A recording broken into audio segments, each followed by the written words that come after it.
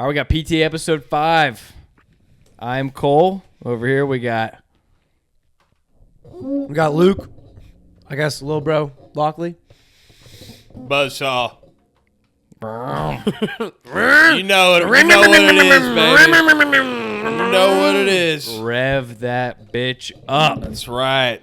But obviously today we got some Super Bowl talk, Super Bowl preview here, some Super Bowl bets, some Super Bowl matchup, key factors going into the big game. We got our second part of the PTA Awards hosted by us truly, not real awards, PTA Awards. And then we are going over every first-round pick from this last draft and giving our grades for them. Woo! Let's do it, baby. But first things first.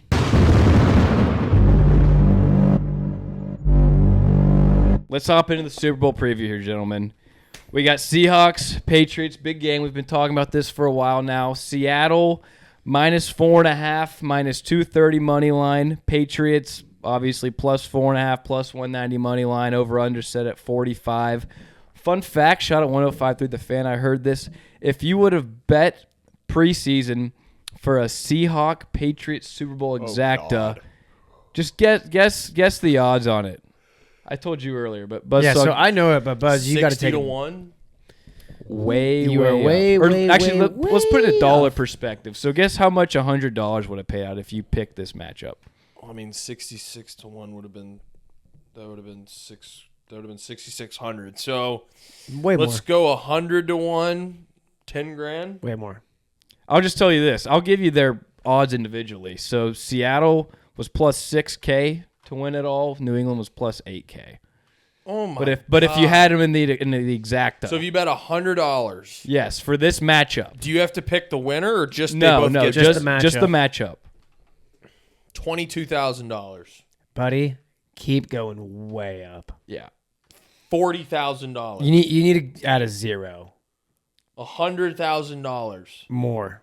What? 409. They were +49. 494 with 3 zeros. 494,000. Yeah.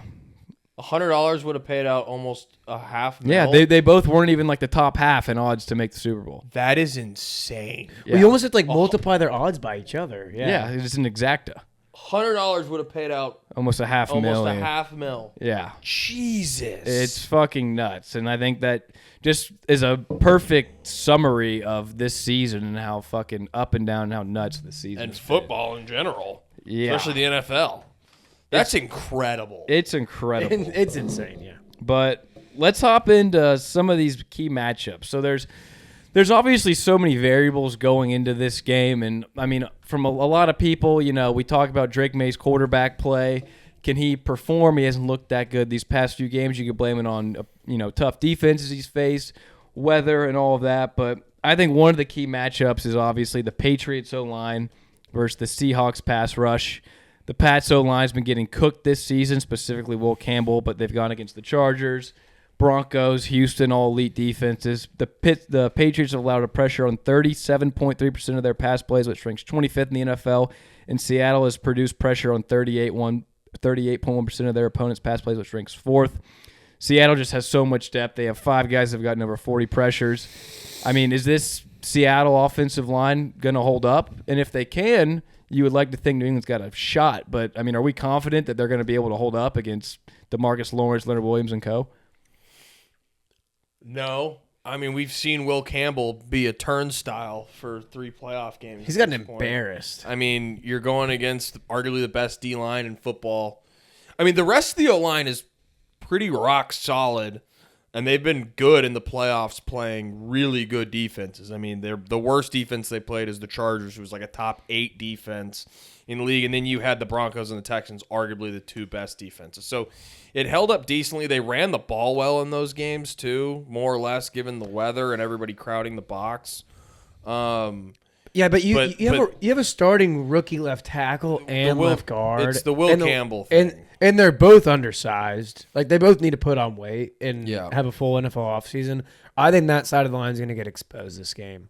Because, like, Morgan Moses has been great on the right side. He's a vet. He knows what he's doing, even though he hasn't been the most prestigious guy throughout his career. And then I don't know who their right guard is, but then they got Bradbury in the middle.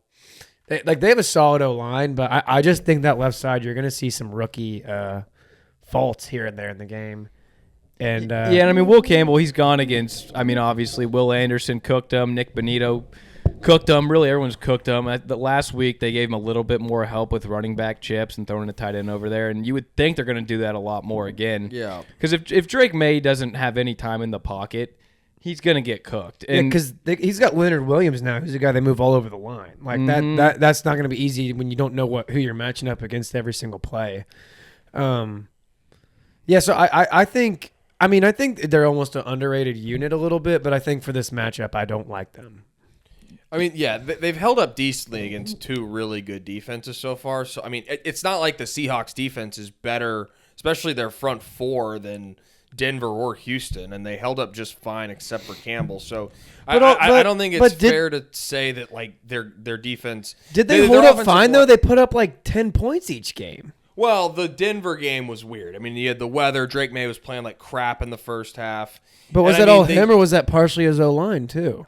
It was both. It was both. But, I mean, and then in the Houston game, I mean, he had, 2, 3 turnovers, and they still put up 28. So, you know, I mean... That's thanks to C.J. Stroud. Yeah, it's definitely a key matchup. But, like, they've held up well throughout the postseason against good defenses. I don't think there's really any evidence to say they won't hold up. But yeah, I mean, if it crumbles, the Patriots are cooked because they attack through the air. That's how they've been doing it all season. It'll be like the Chiefs-Eagles Super Bowl when the Chiefs O-line literally just could not handle the Eagles D-line. It would be like that. It'll be a blowout.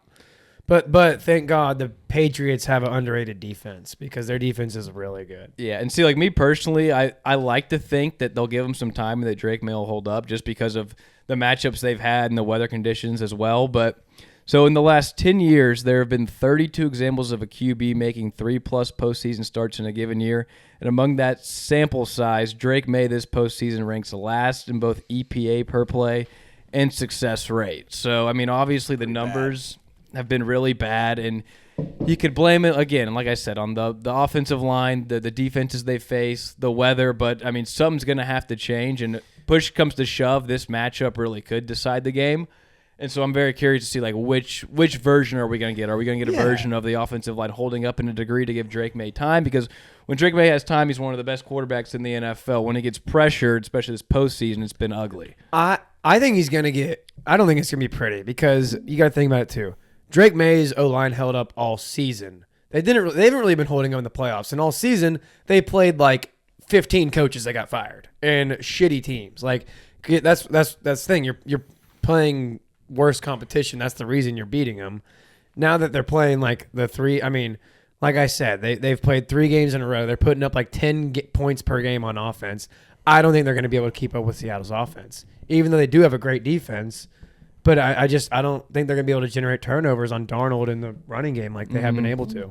Well, this season, I saw this today. Mike McDonald against, it was like quarterbacks in their first 3 years. The first time that they've played a Mike McDonald defense, I think they're 1-9 since he's been the Seattle head coach. And if you date it back to when he was a DC with Baltimore, they're like 10-32 with a passer rating like below 70. Like young quarterbacks, their first time playing a Mike McDonald defense, he torches them, kind of like how Belichick used to do against young quarterbacks. Like first couple times they play, they just absolutely obliterate the quarterback. They throw coverages at him they don't know. They run blitz packages they haven't seen before. And like if you look at it this season, Seattle's blown out 6 or 7 teams, and they have so many vets too, like mixed with young guys. Yeah, sorry. The only quarterback that's been able to carve up the Seattle defense is Stafford. That was Stafford's 4th and 5th time playing the Mike McDaniel defense. The 2 years the year before when he was there, and that first game this year, Stafford played like crap. It wasn't until that 4th matchup he finally played well. And I think a lot of people are pointing at like, oh, well, Stafford cooked him. Like Stafford and May have been 1-2 this whole year in MVP. They've both been playing fantastic. Stafford's 37 years old with 12 years, 15 years experience in the NFL. And he's played this defense now 4 or 5 times. This is May's first chance. He's 2 years into the league. He hasn't played a Mike McDaniel scheme, and he hasn't played this personnel yet before. So the risk is completely there. Also, Sorry, go ahead. Oh, I was just saying it's there, and you're talking about like these teams and getting looks at the McDonald defense, and so Drake May this season is top 5 in EPA against man, zone, single high safety, 2 high safety, blitz, and 4-man rushes. So like this guy, we know he has a high IQ and he's thrived against every look, and that's why I think it just comes down to the O-line. Like if the O-line crumbles, this game could be a bloodbath. It really doesn't matter, but I'm confident if they do hold up, he should be able to have time and find his guys as well. He also was ranked top 5 in tight window throws this season as well. And you would think with Diggs and co, they probably won't be able to get much separation. But then again, Drake May, that's why he was top 2 in MVP. Like he can even find looks in tight windows. And that's why like I think offensively for them, it all boils down to the O-line. And like even the running game for New England as well, it was decent this year, but Seattle had the best ranked defense against the run this season as well. And I think in the run game, Ramondre Stevenson's probably going to be a next to nothing. And they're going to need Travion Henderson to bust off a few big runs. Because we saw in the regular season as well, when they beat Buffalo and good teams, it was in large part due to his speed and getting them big chunk plays. And if they can't, they got to have some run game somewhat as well. And Stevenson was perfect for the Denver game because it was chew the clock, ball control. But I think this game he's a no factor. Have you seen Henderson's usage in the playoffs? Yeah, it's next to nothing. It's horrible. But they're not even playing. They're going to need him in this game.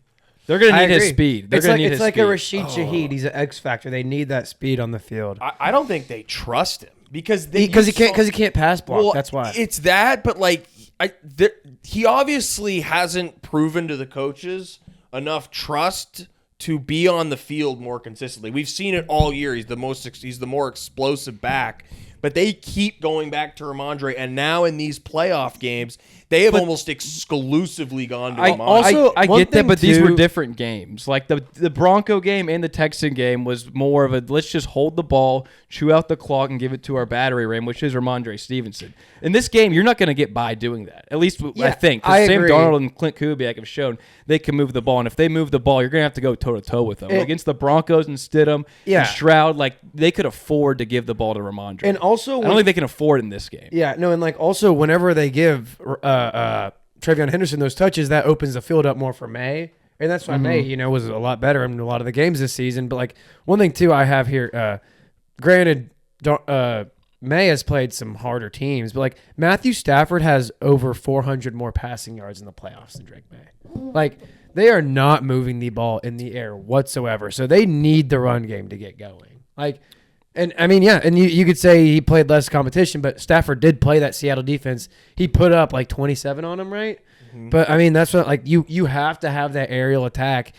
I mean, the Seattle has amazing secondary, but it doesn't compare to their front seven. I don't think. And I think for New England, they're gonna I don't think this is a game where New England could do what they've done right and get 10, 11, 12 play drives and kick a field or whatever. They're gonna need chunk plays, and Travion running back room is by far their most explosive guy. He's going to need those big runs. And New England was also first in explosive pass play rate. And Seattle, if they are exposed in any way, they were 13th in explosive plays down the field. So, like, that is an area of, concern potentially for Seattle is, hey, you can get chunk plays on them. We've seen when they lose and when they've been close, Stafford, Stafford's the prime example, obviously, because he's really the only guy that's kind of gone toe-to-toe with them in recent games. But finding those big opportune plays, because like this Seattle defense is personnel too good against New England's offense for them to go methodical. Like it's going to have to be boom play, chunk play, hitting, a receiver deep or having Travion hit a 60-yard run. Like I think like keys to the offense, obviously one, protect the ball, but two, finding those big plays and being able to rip them at the right time. Yeah. Well, it's like Rashid Shaheed. Right? Like it's that X factor. You don't expect it, but it takes off. And then it literally, flips the script of the game. It's a 7-point swing. Like, yes, because like personnel, dude, like Seattle, we've talked about this. They are toe-to-toe a much better team. And for New England to win this, they got to find their winning plays in the wrinkles. And I think the wrinkles they find is the chunk plays. I think that they're going to have to. Well, on the other side of the coin, they're not good enough to not have chunk plays. Yeah. No, on the other side of the coin, like on the May versus their defense, May's been one of the best passers down the field. His deep passing numbers this year are fantastic. So if that's where they're weak, and they are, he's going to have to hit plays because you're like you said, they can't get the ball down in 12, 13 play drives that eat up 6-7 minutes. They're going to make a mistake. They're going to get a penalty.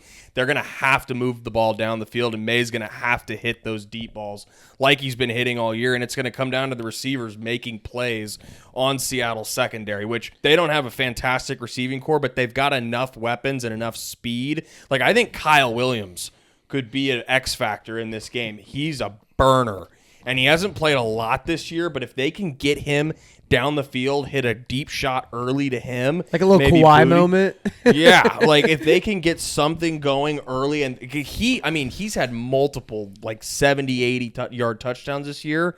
If they can get him on like a deep post early on, spread that defense, push it back, and then you make them respect that deep pass, that's how they can get their offense going. But if they try to churn it out like you're saying, it's not going to work. Yeah, they're honestly going to have to get cute with this game plan. They are very much going to. You can't just run the ball down their throat and play like a Madden drive. Like, you're going to have to get cute with it. You're going to have trick plays. You're going to have special passes. And then also, too, a big X factor. You got to take some risks. Yeah, well, especially when you're outmatched like this. Like in Drake May's legs. I mean, we've obviously seen they've won these games because of Drake May's legs at opportune times. And Drake May this season ranks second in rushing success rate, only behind Josh Allen. So whenever Drake May is running the ball, whether it's a designed scramble or if it's a broken play and he's going for it, he is highly efficient in those. And I think that mixed in with Travion potentially hitting a few chunk plays as far as the run game goes is what they're going to need. Because, again, like we said, like Seattle's secondary is so dominant, New England's lacking real weapons, and they're not going to be able to get real separation to where like they're going to have to find these like outlandish plays to hit. Yeah. Because this matchup on paper is not close. We talked about it. And like we said, the Seattle defense is so good top to bottom. It's like the secondary, I guess, is their weakness. Even though they got frickin' Eamon Worry and Witherspoon and Tyreek Woolen, and then Kobe Durant, I think, right? Yeah, like you still got to try to be like, all right, this is the because that's the thing. Like, there's like in a lot Julian Love in most games, it's like okay, maybe they're weak at this in the secondary, or maybe you could try to run these certain counter plays or whatever. But like when you look at like the New England offense versus Seattle like defense, like on paper, trends, stats, New England has no advantages anywhere. They literally don't. Yeah, and besides the Drake May runs, potentially chunk plays, like those are like the only two angles that I've at least found that like potentially they could expose. What about coaching? They've got arguably the best offensive coordinator in the league who's been there obviously multiple times before, who's a great trick play artist. I mean, I think this has to be a Josh McDaniel game.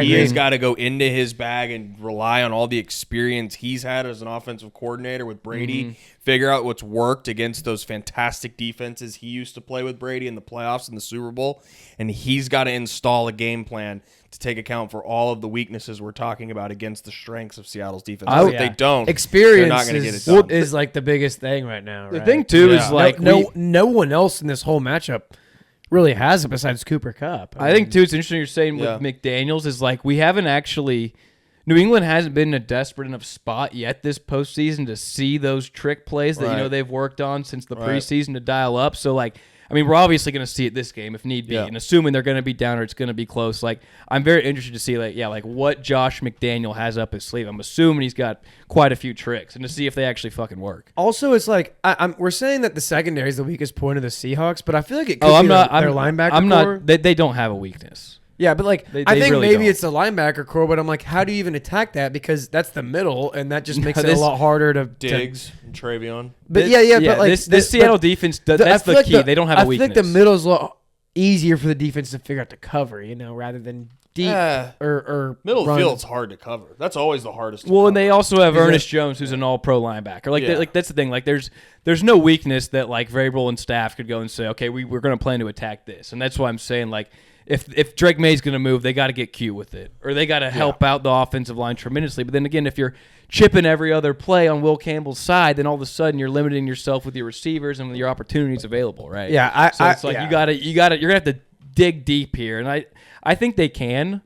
But it's going to be if Drake May can execute it. I'm like, because I mean, outside of Ernest Jones, I mean, we could say the linebackers are maybe the weakest spot. I'm like, okay, so you use your tight end to take advantage of that, but I'm like. Hunter Henry, Arkansas alumni, shout out. And Seattle also is like he's nothing special. Well, and also too, if there is one weakness, Seattle is 5th this season in tight end receptions allowed and 6th in yards. So that's There you another go. wrinkle. There you go. Hunter Henry's 4th in touchdowns the last 3 years for tight ends. So, like, if there's another wrinkle, like, I expect Hunter Henry to do more than what he's done these last few matchups. They've also, Parkinson had 3 for 62, and then Jake Tongues had 4 for 55 on him. So, like, if there's another area, of concern for Seattle, and that's why I put quotations because they don't have a lot of concerns, it's maybe Hunter Henry making some big plays too. Diggs in the slot. Yeah. I think Diggs in the slot has to torch the middle of the field. He needs to almost be like a tight end in the middle of the field, find the soft spots in the zone, find the soft spots in the coverage, and get May easy completions. Like I think they're gonna pepper Diggs in this game because he's really the only one on that receiving core that can probably get separation from the Seattle no, I don't defense. think anyone else can. If they line up man to man, they're gonna have to get Diggs isolated, and they're gonna have and McDaniel will easily do that. If they go man to man, he'll run these picks and he'll get Diggs in motion to where he is one-on-one. As long as he doesn't have a spy coming over on him, he's not bracketed, they should be able to get Diggs the ball. Now, if they don't, I mean, they're going to have to go deep. They got it. They got to try to strike deep with Williams, with Booty, and stretch the field. Because if they can't get anything going in the middle with Diggs and the tight ends, and they can't hit the deep shots, that defense is going to turn into a boa constrictor, and it is gonna compress that offense into nothing. And I think too, and I've been saying this, but I think it really goes to show like the conditions of these last few games. Like New England's offense was so good all season, and the offensive line held up for the good majority. I think they're going to be able to hold up a little bit better than these last few games. Yeah, I really do. The weather's supposed to be good in San Fran. I think they will be able to move the ball a little bit. Y'all want to hear a fun bet I have for the Seahawks defense? If you want to make a lot of money on the Super Bowl, I won my bet whenever I made it about Joe Mixon throwing a touchdown in the Bengals Super Bowl. Telling you right now, Drake Thomas, third-year guy, linebacker for the Seahawks, he is going to get a turnover. You could put money on it. I bet you the odds on Kalshi are freaking insane. Probably. Go put like $5 on it. I bet you'll be thanking me later. All right, now to flip it to the other side of the field, we touched on New England offense versus the Seattle defense, the Seattle offense versus the New England defense. New England's defense is peaking right now. In 4 straight games, they're 90 percentile or better in terms of defensive EPA. And Seattle's offense, though, also has been right up there, too. Both these units are clicking at the exact same time. Seattle's been moving the ball. Yeah. New England's been holding teams down. But then again, we could look at Jared Stidham, snow, C.J. Stroud, weather. But at the same time, I think we got to tip our cap to the New England defense. They've been playing lights out. But what are y'all's thoughts on that matchup on that side of the field? I think the Darnold renaissance over the last 2 weeks of the playoffs has made a lot of people forget that, one, he's one of the most turnover-prone quarterbacks in the league this season. Seattle also had a bunch of turnovers offensively throughout the whole team this season. And this New England defense, I mean, it was top 5 this year. Now, they played a bunch of crappy teams, so it kind of got overlooked. It was like, okay, they're top 5. They're beating the crap out of the Dolphins and the Jets and the Panthers and all these cruddy teams. We've seen them now against the Chargers, who had a great offense during the year. C.J. Stroud is an experienced quarterback, and Sean Payton, who's one of the best offensive minds in the league. They're peaking right now against an offense that is technically also peaking, but I think the pendulum has swung so far to the Sam Darnold side, and everyone's just like, my God, they're playing well. Like, I haven't heard many people talk like, oh, I don't know if Seattle's going to be able to move the ball. Like no one's worried about Darnold anymore. No, it's kind of crazy, yeah. Everyone's just kind of like, they're going to be able to move the ball. They can run the ball. Darnold's playing great. They can hit JSN. If they could somehow take away JSN and try to bracket him, or God, I mean, if they could just get Christian Gonzalez to play the best game of his life and just line him up on an island and maybe take that side of the field away wherever he's on, or if they have him shadow. I mean, Darnold can if I'm a Seahawks fan, I'm never going to be comfortable, even after seeing what he did in that conference championship game, which was fantastic. He still has it in him to throw 3-4 picks in this game. Yeah. And that's what I think New England has to force. They got to get pressure on him. They got to make him look off his first read, and they got to get him moving the ball to Kupp and the tight ends and trying to hit Shaheed deep. You got to force him into a mistake. And I think they can easily do that with how well they're playing. I think their offense is, and it's very clear because these are the 2 best players, but it's going to revolve around Kenneth Walker and JSN because also Charbonnet's out. So that affects the running game a lot, but knowing Kenneth Walker and the way he runs, he is going to be running for his life this game. Like he is running for a ring and a new contract. He's going to be going crazy in my opinion. And then JSN, if he's just able to get the ball, I think he's going to be amazing. But on the other side, like and then obviously Seahawks, exactly like Luke said, Darnold is up in the air. We don't know what the hell he's going to do this game. Their O-line's really solid, and then you got Kupp, you got Barner, whatever. You got veteran pieces here and there, solid core. But on the other side, my one thing is this dude, K'Lavon Chaisson, this postseason has been going freaking nuts. Yeah, dude. The old LSU Jag product. guy. He has been going insane. Like I would take him over a sack and a half this game. Like I think he's gonna wreak havoc one way or another. I know they have two solid tackles in Lucas and Cross, but like I'm telling you, that guy has figured out something in this Patriots defense. I could see someone overpaying for him this offseason and him just being a dud. Yeah. But he's just a game wrecker right now. Like him and Milton Williams and even Barrymore, Carlton Davis, Christian Gonzalez, Marcus Jones. They have a lot of playmakers, and I expect them to make some plays. Yeah, and with New England, too, so they had a top 5 rush defense when Milton Williams played the first 10 weeks of the season. Once Milton Williams went out, they got gashed 5 weeks in a row. Since he's come back in the lineup, they've allowed 69 rush yards per game, which is the best in the NFL. So obviously Milton Williams' factor can't go unnoticed. I mean, he's probably arguably their biggest X factor on defense in this whole entire game. And then kind of how we talked about pressure with Drake May, the offensive line holding up, it's flipped on the same side for Darnold too. Sam Darnold, 3rd in EPA in pass protect when the pocket's clean. Sam Darnold this season, though, one of the biggest outliers in this game. He was 28th in EPA when pressured. So again, if New England can get pressure, Sam Darnold showed that he can be turnover happy and a little trigger happy if the offensive line doesn't hold up and teams are able to get after him. But like you said, though, Seattle's offensive line's been holding up, and they're gonna need Milton Williams, K'Lavon Chaisson, and Harold Landry and these guys to get after him if they want any success. Because if Seattle's able to get the running game going, which New England's run D's been pretty good, but if they will get the run game going and Sam Darnold's able to hit his guys, this game could not even be close. And then it goes back to the JSN thing. It's, do you put Gonzo on him, or do you pull a Belichick move and put Carlton Davis and have a safety shadow him the whole game? And I don't really know what the right answer to that would be. I guess we'll see when it transpires. That's why I think the Seattle offense or Seattle. Wait, no, actually, my bad. No, I think the Seattle defense versus the Pats offense is the more. I don't even know which way to put it. Because for New England, those are more like solidified units. You know what I mean? Whereas like the Patriots defense and Seattle offense are more like kind of new things. Like you don't really know what you're gonna get. Like, well, because for New England, I feel like it's a lot more simple. It's if we can limit the run game and we could bracket JSN, we feel that we have a decent shot on defense. And they've shown in recent weeks they do have the capability to do that. But then again, it's I think the Patriots defense now is playing better than the Rams. But we still can't take away the Darnold factor. And even in reality, even if you are able to slow down the run game and limit JSN in some way, if Sam Darnold's playing like he did last week, none of this, anything we're talking about, it's not going to matter if Sam Darnold's playing this good. But if you can get your guys after him and cause havoc and get him turnover happy, that's how you make this game and that's how you win it.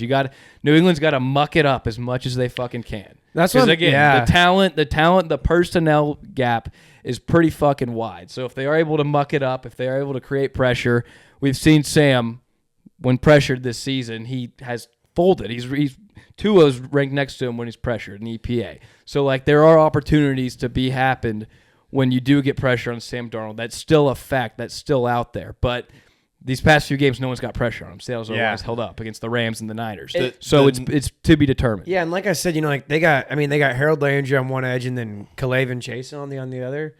I mean, both those guys averaged 8 sacks this year, 7.5 and 8.5. But it's like Harold Landry ain't been doing much. He's a solid player. He can play the run. But like I'm telling you, it's so wild how reliant their defense is on K'Lavon Chaisson this frickin' postseason. Like if you watch the games, the amount of pressure he's putting on these quarterbacks is insane. I think he forced like 2 of the fumbles on Stroud. Like he's and like he might not get credit for it, but just watch, like he's pushing the O-line into him. Like I think the number one key if you're New England's defense, you've got to shut down the run. It's a Kubiak offense, which means it's a Shanahan offense. It all runs, it flows through the rushing game. If they can get the running game going, that opens the play action, and Darnold has been fire on play action all year. That is where the Kubiak offense and the Shanahan offense does all of its damage. If they can shut down Walker, put this into a close game, and make Darnold drop into 3-step drops, 5-step drops, 7-step drops without play action, that's where they can get after him. If they allow the running game to thrash them, it's done. Game's over, because they're going to get 3, 4, 5 yards of carry a pop. Then they're going to roll the boot like they did the entire Rams game, and they're cooked. No, the Rams couldn't stop them. If they can't stop the run, it's done. You're exactly right. That's how the offense. It all stems from that. And I think, like, the two coach of the year, it's Vrabel and McDonald, and like that. And if it's just when we talk about all this, everything like leans to Seattle so hardcore, especially and for new New England, coaches. And for New England to win, it's got to be coaching. Obviously, and I am curious to see what Vrabel does, because if they're going to shut him down too, he's going to have to dial up blitz at the right time. And if he is able to get those opportune blitz and those right calls, then it can work. But like, I just think for New England to win this game, Vrabel and McDaniels are going to have to coach in both sides of the ball, A+ games. And you're going to need McDonald and Sam to falter. That's your only fucking shot, because this is such a mismatch. Like, we haven't had the line's only 4.5. It feels like it should be an 8-point line though, based on the talent. Oh yeah, no, yeah, I completely agree. That's when you said 2.5. Yeah, I was like, what? No, hell? it's 4.5. Oh, I thought you said 2.5 earlier. My bad. But one thing too, off what you said. Sam Darnold, his PFF grade on play action throws was the top in the entire league. He's fantastic. That's the whole offense. It's run the ball, bootleg, hit you deep. Go 3 levels. You got a little shallow route. You've got an intermediate 15, 12-yard crosser or an out route, and you've got the big post or the Rashid Shaheed. That makes sense. It makes sense that didn't work on the Saints last year with Kubiak, because they had a shit O line, shit receivers, and worked against the Cowboys. It worked against Cowboys. But week one. I think if you're Vrabel and McDaniel, if you're New England, like, I think the one thing that could really benefit New England as the underdog and as a team that I don't see anyone picking New England.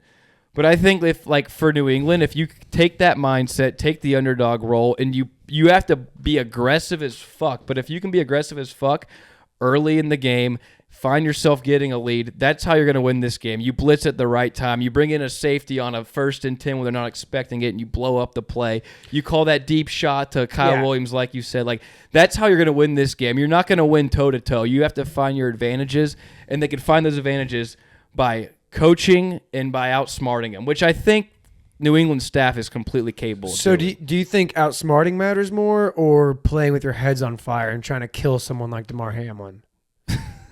Well, I mean, it's a matter of both. Like obviously, you got to be smart about it. They need to be calculated. Yeah, but you have to take calculated risk in this game. Okay, good. I agree. But this is a game. New England can't play this game like they've played any of their playoff games. If you try to go play like you did in Denver or L.A. and Houston, you're going to get killed. You're gonna Sam's proven enough. You're just playing a lot more stacked team. Yeah, but I think if they can accept and absorb that mindset of, hey, we have nothing to lose here. We're going to dial up these calls. We're going to leave it all on the field. We're going to call this fucking flea flicker we're not expecting it. We're going to go for 2. And I think those are the things in this game that can decide it. And honestly, that, like, if any OC in the league, I might have more confidence in Josh McDaniels out of anybody. To that point, the underdog point, I saw this today, since 2007, when New England went undefeated, rolling up against the Eli Manning wildcard Giants and lost. Last, 19 Super Bowls? There's been 7 teams that have been favored by more than 4 points. Guess what those 4 teams that were favored are against the spread in those Super Bowls? They undefeated? I'm going to guess 0-7 against the spread, 2-5 straight up.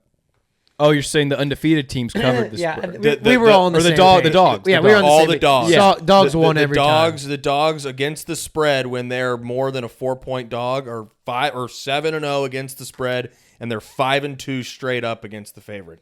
Super Bowl favors the dog in these spots the last 20 years. So the makings are there for the Pats, and history shows that when you've got these teams that everyone says are lopsided, and there's all the talent and all the mismatches are for this team.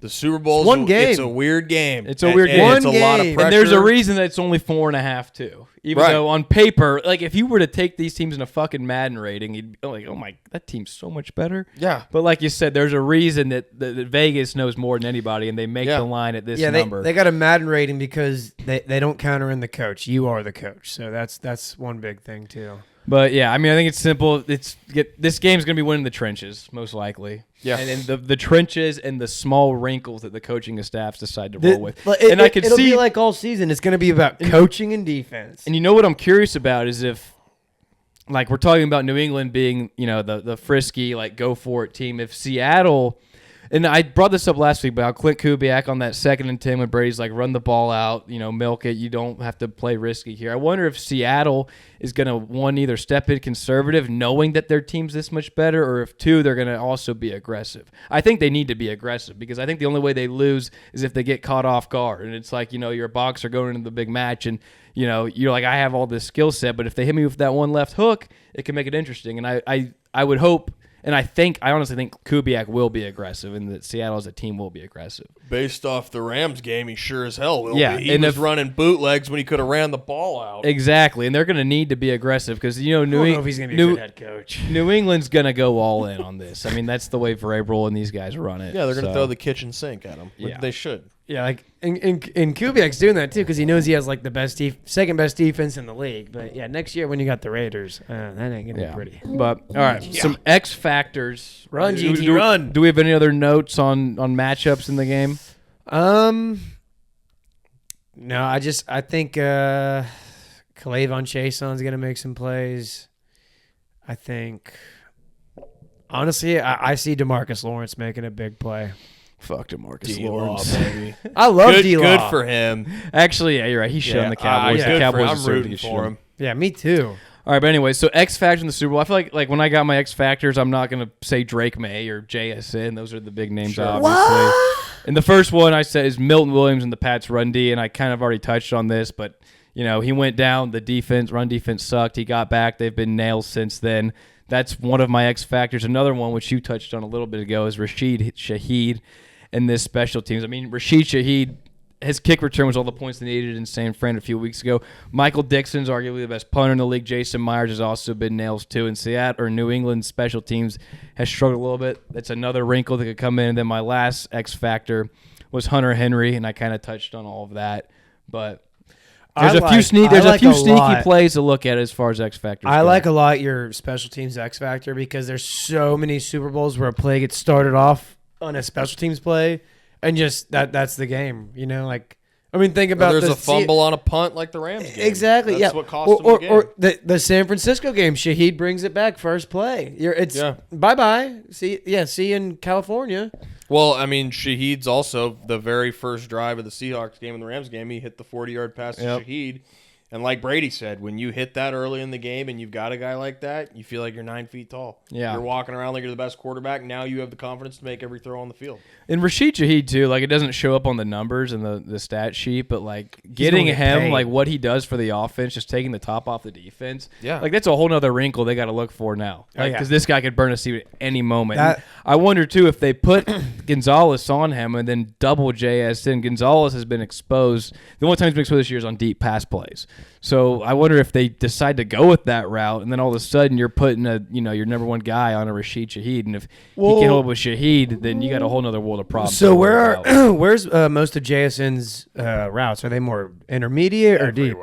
Everywhere. I was gonna say because I know he's insane on the sideline, but I feel like he's good everywhere. Yeah, I mean, JSN's great everywhere. I would think put Gonzalez on JSN because Shaheed is like a straight downfield guy, and if that's his weakness, don't bother with that. Dude, JSN is like so much of their offense. I'd even maybe put Gonzalez and maybe your worst safety over the top on him. But I mean, I don't think you can afford to put Gonzalez and a safety on one. I think you got to pick one or the other. You got to go with another DB and a safety, or just Gonzo. Gonzo's got to be on one guy. That's your all pro corner. You got to put him on one guy and say you got to lock that guy up. I have one corner I trust 1-on-1 every time, and it's Patrick Surtain. So I don't know if I would do that. Yeah, we even saw last week. I think it was early in the game. I think it was Booty maybe on like a go route, and He had separation initially, then Surtain just he blanketed he is like his acceleration is off the chart. And then ball placement, he literally just goes up there and just knocks it right down. He's so rangy too. Yeah. Like even when you think you have a gap on him, he closes that in a second. Yeah, I'll throw out Kyle Williams. I know we hit on it a little earlier, but Pats are going to need a player who's not expected to do a lot make a big play in this game. They're just going to have it on offense at some point in this game if they're going to want to win. I think Williams could be that guy. I mean, he's a burner like Rashid, and he can stretch the defense the same way. He doesn't need 5 catches. He doesn't even need 3. He needs 1. Mm-hmm. He needs 1 pass down the field to open it up, give the offense confidence. I think he can be the guy for the Patriots to do it this week. I think he could have a monster impact on this game like he did with that very first pass in the Rams game. That 40, 50 yards down the field in the first quarter opens the floodgates for the offense. I think that could be him this week. Okay, I'll say I have 2 X factors. Both are big names, so they're not as low-key as y'all's, but Sam Darnold and Kenneth Walker. If either of them gets going off, like y'all said last game, Darnold went off. 9 feet tall. You're running. You're managing the whole game. You're running it. Or the game before that, Kenneth Walker went off and he was running the whole game.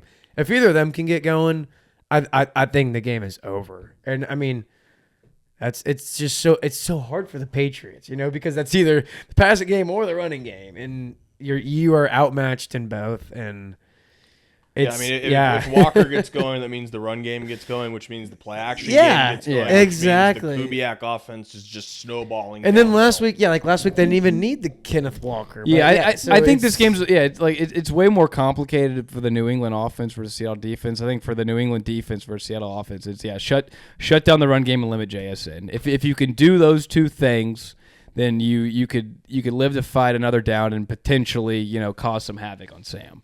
Yeah, that's how you're winning the game. I think if the Patriots can shut down the run and hold JSN to reasonable numbers, I think they can easily win. What about? Well, that's a tall task. And though. this is in recent weeks, no one's been able to do it. If they can, and they have a great run defense, and the defense is peaking right now. I mean, if they can just shut down the run. Yes, you got to keep JSN in check, but if you can shut down the run, you throw a wrench into the giant machine that is this offense, because that's the spark plug. Mm-hmm. What do you think? Even though he hasn't had the best season and he's probably had the worst haircut ever this year, but do you think Cooper Kupp does anything in this game at all? I love Kupp in this game. Yeah, I think Kupp's honestly is another X factor. Yeah. I mean, we saw in the Rams game. They don't win that game without Kupp. He stretched out, and some might say it was a fumble. But yeah, I mean, Kupp's going to be – he's their number 2 receiver, talking about Shaheed, but Kupp's the second guy in the pecking order there. And I think, if New England does what we think and try to limit JSN, Kupp's going to be the one that's going to get the opportunities, especially in, short to intermediate routes, man coverage, to be able to, take somewhat advantage of that. And Kupp he's a decent, possession, moving the chains receiver. It's not like he's lost all of his route running ability. Obviously, he's not the same guy, but he's a guy I think that he's a valuable I don't know guy. What his reception option. He's great in the run game. My favorite prop. Is it? You want to get into the props here? Love to. All right, what do you got? He's 3.5 for rushing receptions. yards. No, for receptions. For catches. For catches, plus 120. That's my favorite bet. He's hit that. I would throw that in a parlay. He's hit that in both playoff games, and we've seen it in these crunch time, especially in the Rams games. Darnold goes to him. He trusts him. He's a veteran receiver. He knows how to find the hole in the defense. If it's a zone, he can sit down and find space. I think I think he has 4 catches easy. I think they're going to be looking at him a lot. They're going to get in a lot of 3rd and shorts. They're going to get in a lot of little crunch time spots where they've got to make a 7-yard pass, an 8-yard pass, and the whole defense is going to be worried about JSN. I think Kupp's going to have 5-6 catches in this game without any problem. No, I agree. I like that bet a lot. I feel like he's and almost it's plus money. He's almost getting like that at plus 120 is crazy. My bet I wrote down that I like a lot is Kenneth Walker over 2.5 catches. He says over on catches in 9 of the last 12 games. And with Charbonnet out, they tried to play Helani a little bit last week as a 3rd down pass catcher, and he had multiple bad plays. He had a bad drop late in the game too against the Rams. I think in this game, Seattle, they're going all out. Kenneth Walker's going to play a majority of these snaps. especially early in the game. If, like we said, if they do limit JSN, if they try to stop the run, it's going to open up more work for Kenneth Walker in the passing game. And, yeah, I mean, he's hit 9 of the last 12. That's my one bet if I had to pick that I would throw some money on. And Kenneth Walker showed he's a good pass catcher. Yeah, I mean, he's going to be in damn near every single play. Yeah. I mean, they don't have a backup anymore. This is the last game of the season. They're throwing the kitchen sink. He's going to be in 80 to at least percent of the snaps. Mm-hmm. Yeah, I like that a lot. You got one? I said him earlier. Kalavion Chason. What is his stack? Just over a sack. Oh, I'm taking that. I think he'll get 2 sacks this game. I mean, dude, Darnold, when Darnold gets pressured, he does not play well. And I'm just like, I'm a gut feeling guy. Like I said, I got the Joe Mixon touchdown in the Super Bowl. I had like plus 20,000 odds on that. I want it. I just I really think Chason's going to go off. I think Thomas, the Seattle linebacker, is going to get a turnover. Those are my 2 for the game. Other than that, I'd say, probably Kenneth Walker total yards. That's the only other one I would. Do we like any touchdown bets? I don't ever like touchdown bets. Touchdown bets are just like such a stat that's like, I know people want to pull stats and say, oh, juiced. He's done. I know, but like touchdowns are so hard to predict. Even with like, if you look at, this team is allowed X amount to tight ends or receivers. Touchdowns are such a hard stat to predict. They're so unpredictable. I honestly avoid touchdowns. This could also be a really low scoring game. And like, if I was going to take someone, I'd probably take Kupp because his odds, and also he seems like the guy they're going to forget on the goal line, but he's not the guy you should. Also, I don't know what a Drake May anytime touchdown is, but that's one I would definitely look at. I would love a Drake May rushing touchdown too. Yeah, because plus 290. When we get in the red zone, like we've said, Seattle blankets receivers. The Patriots receivers don't get a lot of separation. I'd like that a lot. And also, I don't know what Travion Henderson's longest rush is, but that would be one I would potentially look at as well. So yeah, take every bet we just said, parlay it, put $1 on it. See what happens. And you'll be rich. And you can do it on Cowshy. You could buy us. You can buy our company, everything. All right, are we all good on Super Bowl talk here, boys? I think we are. All right, let's take a break. All right, back from break. We got PTA Awards Part 2. Our first award we'll get into in this segment, Overrated Team of the Year. We got the Eagles, the Lions, Ravens, Bucks, and Chiefs. Who's taking home the crown on this? I think I'm going to go Ravens or Chiefs. Or if y'all have another name you want to throw in the hat here, by all means, feel free. I just wrote these down as I thought they fit the bill. No, I like your choices. I'm going to take one of them. I'm between Ravens and Chiefs right now. I think I'm going to go Lions. The Eagles made the playoffs. They still won 11 games. Lamar got hurt for the Ravens. Patrick got hurt for the Chiefs. Now, I know they weren't great with him. Lions were healthy throughout the year. I think they were at least top 2 to win the conference going into the year. Everyone didn't really pay any mind that Ben Johnson was leaving and Aaron Glenn was leaving. And they're like, Dan Campbell can figure it out. He'll be fine. Not. Clearly, he could not. And they went 9-8 and finished. Did they get last in their division? Yep. Yeah, they finished last place in their division. The Vikings finished above them. Yeah, I mean, they lost to the Vikings twice. Like this was supposed to be. I mean, Carson Wentz. This year and last year were supposed to be the Lions' year. They lose their coordinators. No one thinks it's a big deal. And honestly, I don't think they were even talked about that much. It was just like, they just didn't play as well. Whereas the Ravens, no one went. If you paid attention to football, you heard about the Chiefs, Ravens, and Eagles every single day. No one really talked about the Lions just kind of falling by the wayside and reverting back to an average team. So I think I'm going Lions from where they were at the beginning of the year to where they ended up with not really a lot of bad injuries that occurred. Well, yeah, when you look at these teams too, right, it's like Philly, they still won the division. They made the playoffs. The Ravens, they had Lamar injured, all that. Bucks, Chiefs, brutal injuries, hurt most of the year. Like Detroit, I know they had some injuries on defense, but like the foundation of that team was the offense, and the offense for the good chunk of the year was healthy and upright. Yeah. And the team just couldn't make it happen, and they were a favorite to win the whole damn thing going into this. How many games did Patty miss? He missed the last like 4 3 or 4. Yeah. They were out of the playoffs probably anyway, but I'm going to – okay, I have I'm going to take the Chiefs, but for the Ravens, I want to say I wanted to take them because their defense was expected to be way better than it was. They lost Matabuki at the beginning of the year, their D lineman. I probably said his name wrong. But he's a stud, and then that group fell apart. The offense did not have it going at all throughout the year, and then, they always have some kind of contingency plan for if Lamar's going to go out, but this time they had Cooper Rush. Like, what? Don't talk to Joe about that. He is literally the opposite. He'll rip your nuts off. Yeah, he'll kick my ass. No, but he's literally the opposite of Lamar Jackson. It didn't make Cooper Rush is the top 10 It didn't make quarterback. any sense unless you're trying to have Lamar learn some knowledge that Cooper might have. I don't even get that. But, I mean, and then Harbaugh gets fired. Like, it was just a huge fallout for them this year. But the Chiefs were coming off a Super Bowl appearance. They were expected to be back in there. Like, everyone's talking about the Chiefs now. Like, oh, yeah, you should have seen this regression coming. They've had all these good years. All their players are getting old and stuff. But no one predicted that at the beginning of the year. We thought Patty could carry them. We thought Rashee Rice would help. Xavier Worthy would help. Josh Simmons, their first-round pick, we thought he would help a lot. He only played 8 games. And then Kelsey, I mean, they just kind of fell off a cliff this year. And like you said, I mean, Patty wasn't out. The best quarterback in the league, if we're talking last, 6 years, he's still the best. You take those collectively, he's the best quarterback in the league.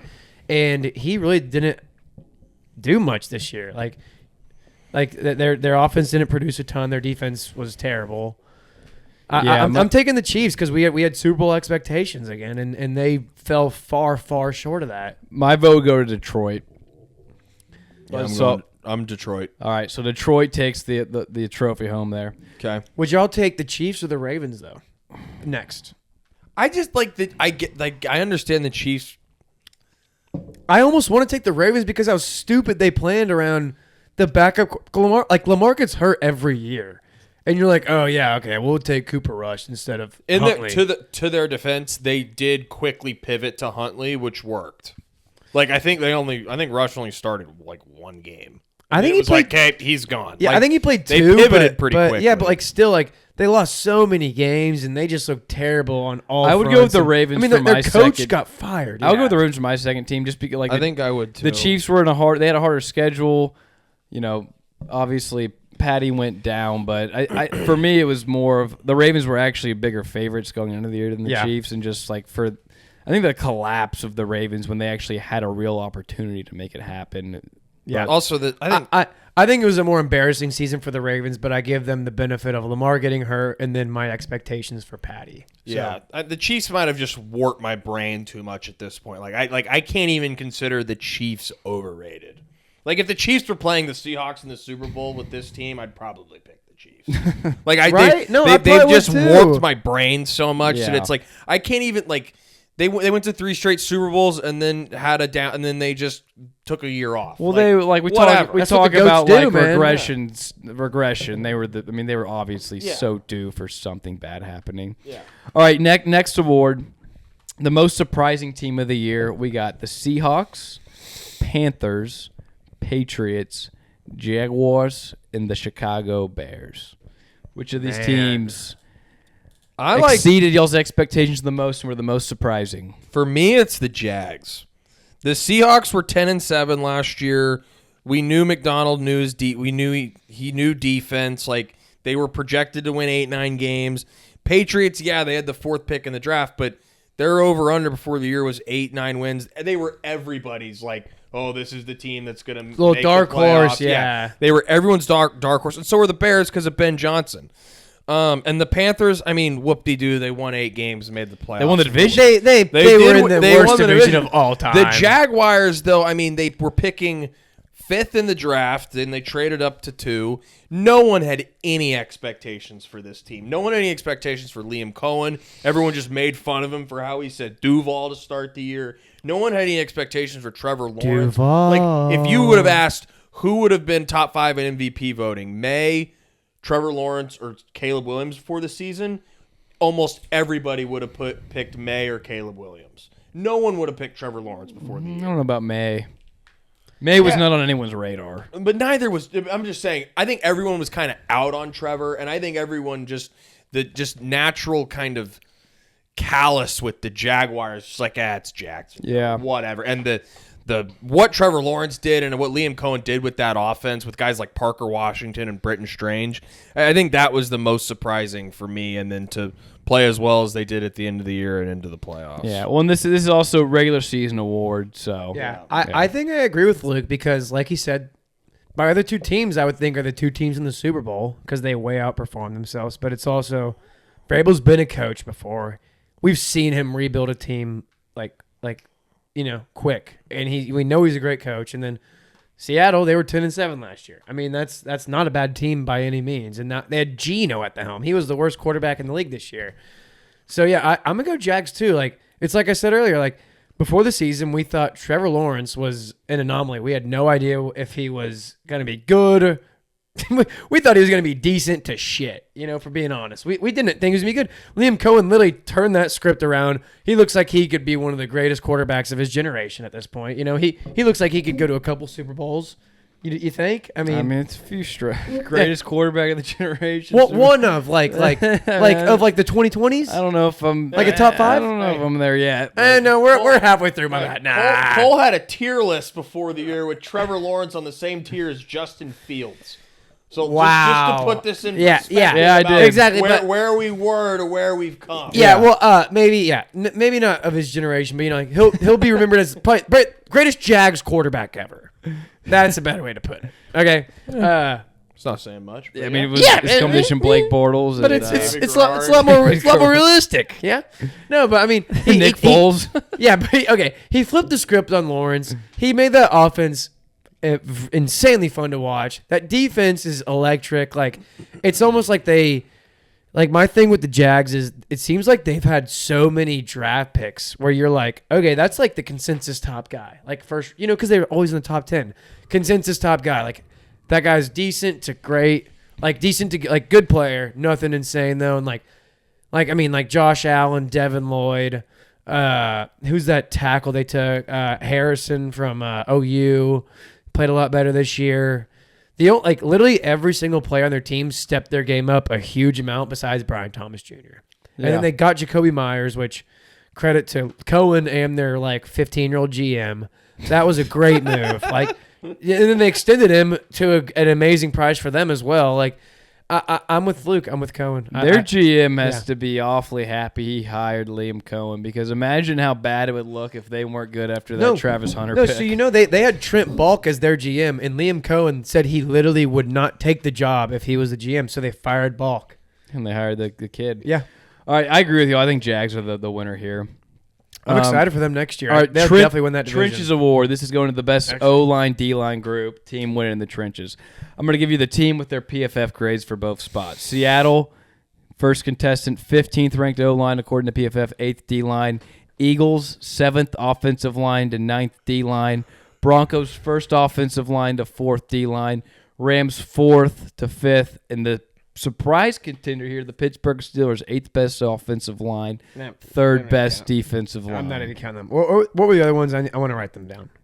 I think this one goes to Denver. Yeah, it's clear. It's clear. I mean, the numbers back it up. We saw this team even with Bo Nix really not playing that good a lot of the year. They still went off and went 14-3. They got the 1 seed. They almost beat New England with Jared Stidham at quarterback in large part due to both sides of the ball. Led the league especially in sacks. Yeah, Nick Bonito was insane. Bonito an All-Pro? Zach Allen. Yeah, So they had 2 All-Pros on the D-line and 2 All-Pros on the O-line. Yes. That's 2 first-team All-Pros on the O-line. This one's hard to argue with because we have numbers to actually back it up, versus just being subjective. So, I mean, my vote goes to Denver. I agree. No, completely. Okay. Zach Allen, Bonito, Jonathan Cooper, they're game changers. Then you got Mertz and Garrett Bowles on the other side. Yeah. That one's easy. All right.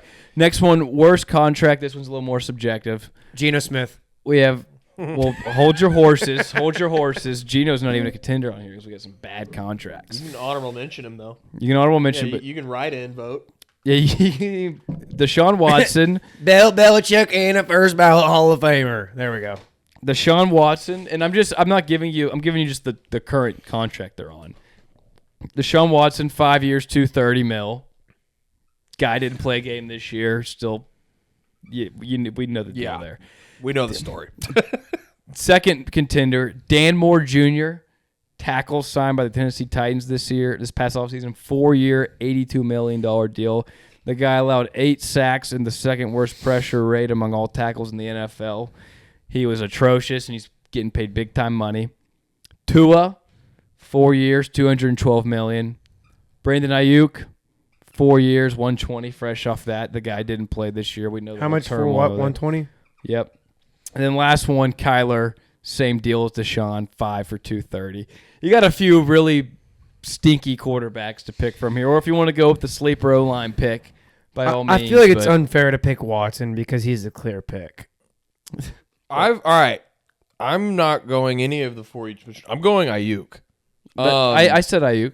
No. I know. I know. Oh, yeah. But when you were talking about who to pick, you said the 3 quarterbacks. He's bad. Yeah. I'm going Ayuk first because the quarterback landscape.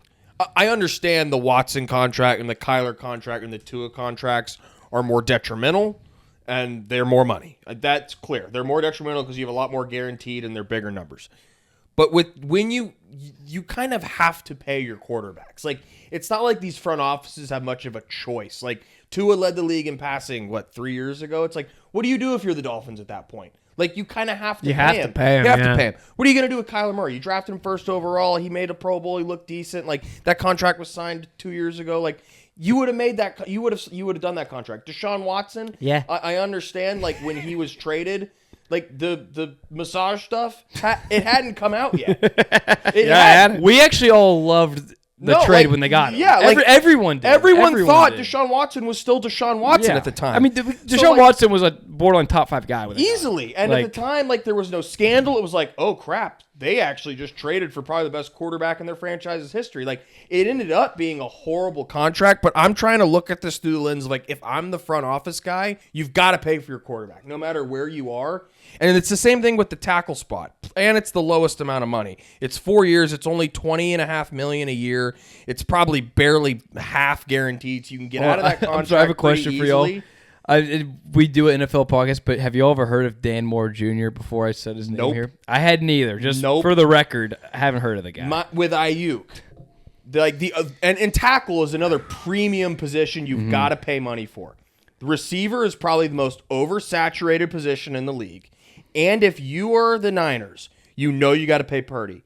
You got to pay Kittle. You got to pay McCaffrey. You've got to pay Trent Williams. You just drafted Ricky Pearsall as a first-round receiver. You just had Juwan Jennings have a great year stepping into the role. Before they signed him. Yeah.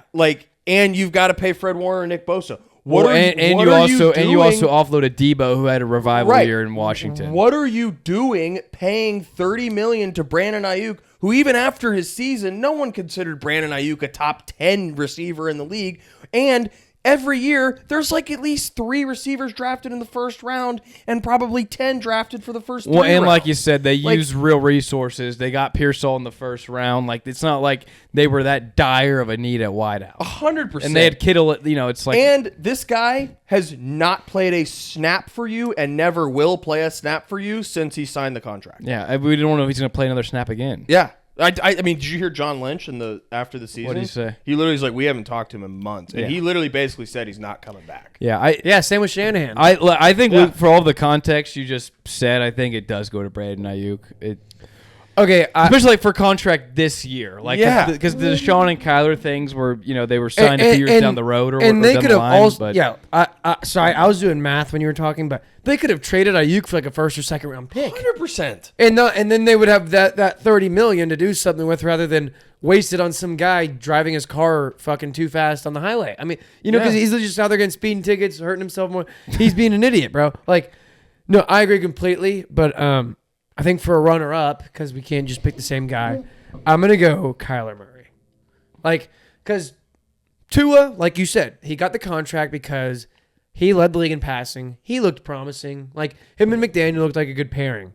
Kyler, I don't know when his promise was. I don't know why he got his contract. Kyler Murray, second year, they made the playoffs. Remember, they were 8-1 or whatever with Nuke. They were playing really good ball. I think... I'm not saying he earned the contract, but he gave them enough, I think, in regard of being the guy to sign him to that deal. Okay, but also like the Deshaun thing, like they had the confidence. Ayuk was never even the one on the team. I'm saying runner up. You could vote for Ayuk too. I did. I'm saying I'm just having if you had to pick a talk two. About. Ayuk is the clear one. Like that was a contract that should have never been handed out. That was a monstrosity by the 49ers front office. Honestly, John Lynch makes some very head scratching moves sometimes, but he wants what's best for his guys. But yeah, no, like Kyler, like you literally benched him not even earlier than halfway through the season for Jacoby Brissett. This guy has been a backup. Well, I think too. 8 teams. I think too, like the context of like the team situation as well. Like at least with like Arizona, it's like even if Kyler played decent, the team was still a complete just probably dumpster fire but regardless. But Brandon Ayuk though with the Niners, they actually made the divisional with the injuries they had. It's like okay, if they all of a sudden use that cap space to go allocate in other spots of the field. All of a sudden, maybe it's a team that could have actually used that money in a real serious regard where, like, the Cardinals and the Browns are probably screwed no matter what, right?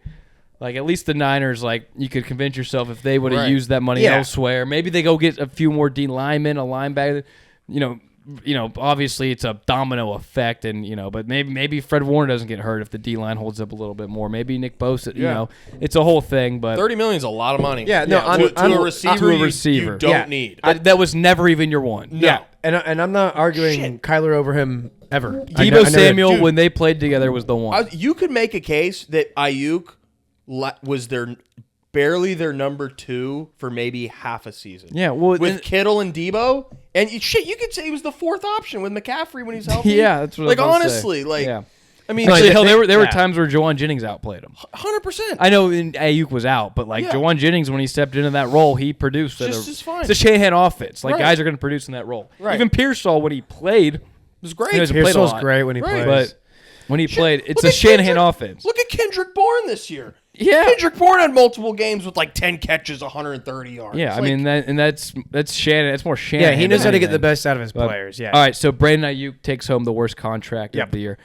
All right, we got 2 more. We got worst front office. So I think we got 6, 7 teams on here. Y'all just hear me out, okay? Bengals, Jets, Browns, Dolphins, Titans, Raiders, and Cardinals. What was the category again? Worst front office of the year.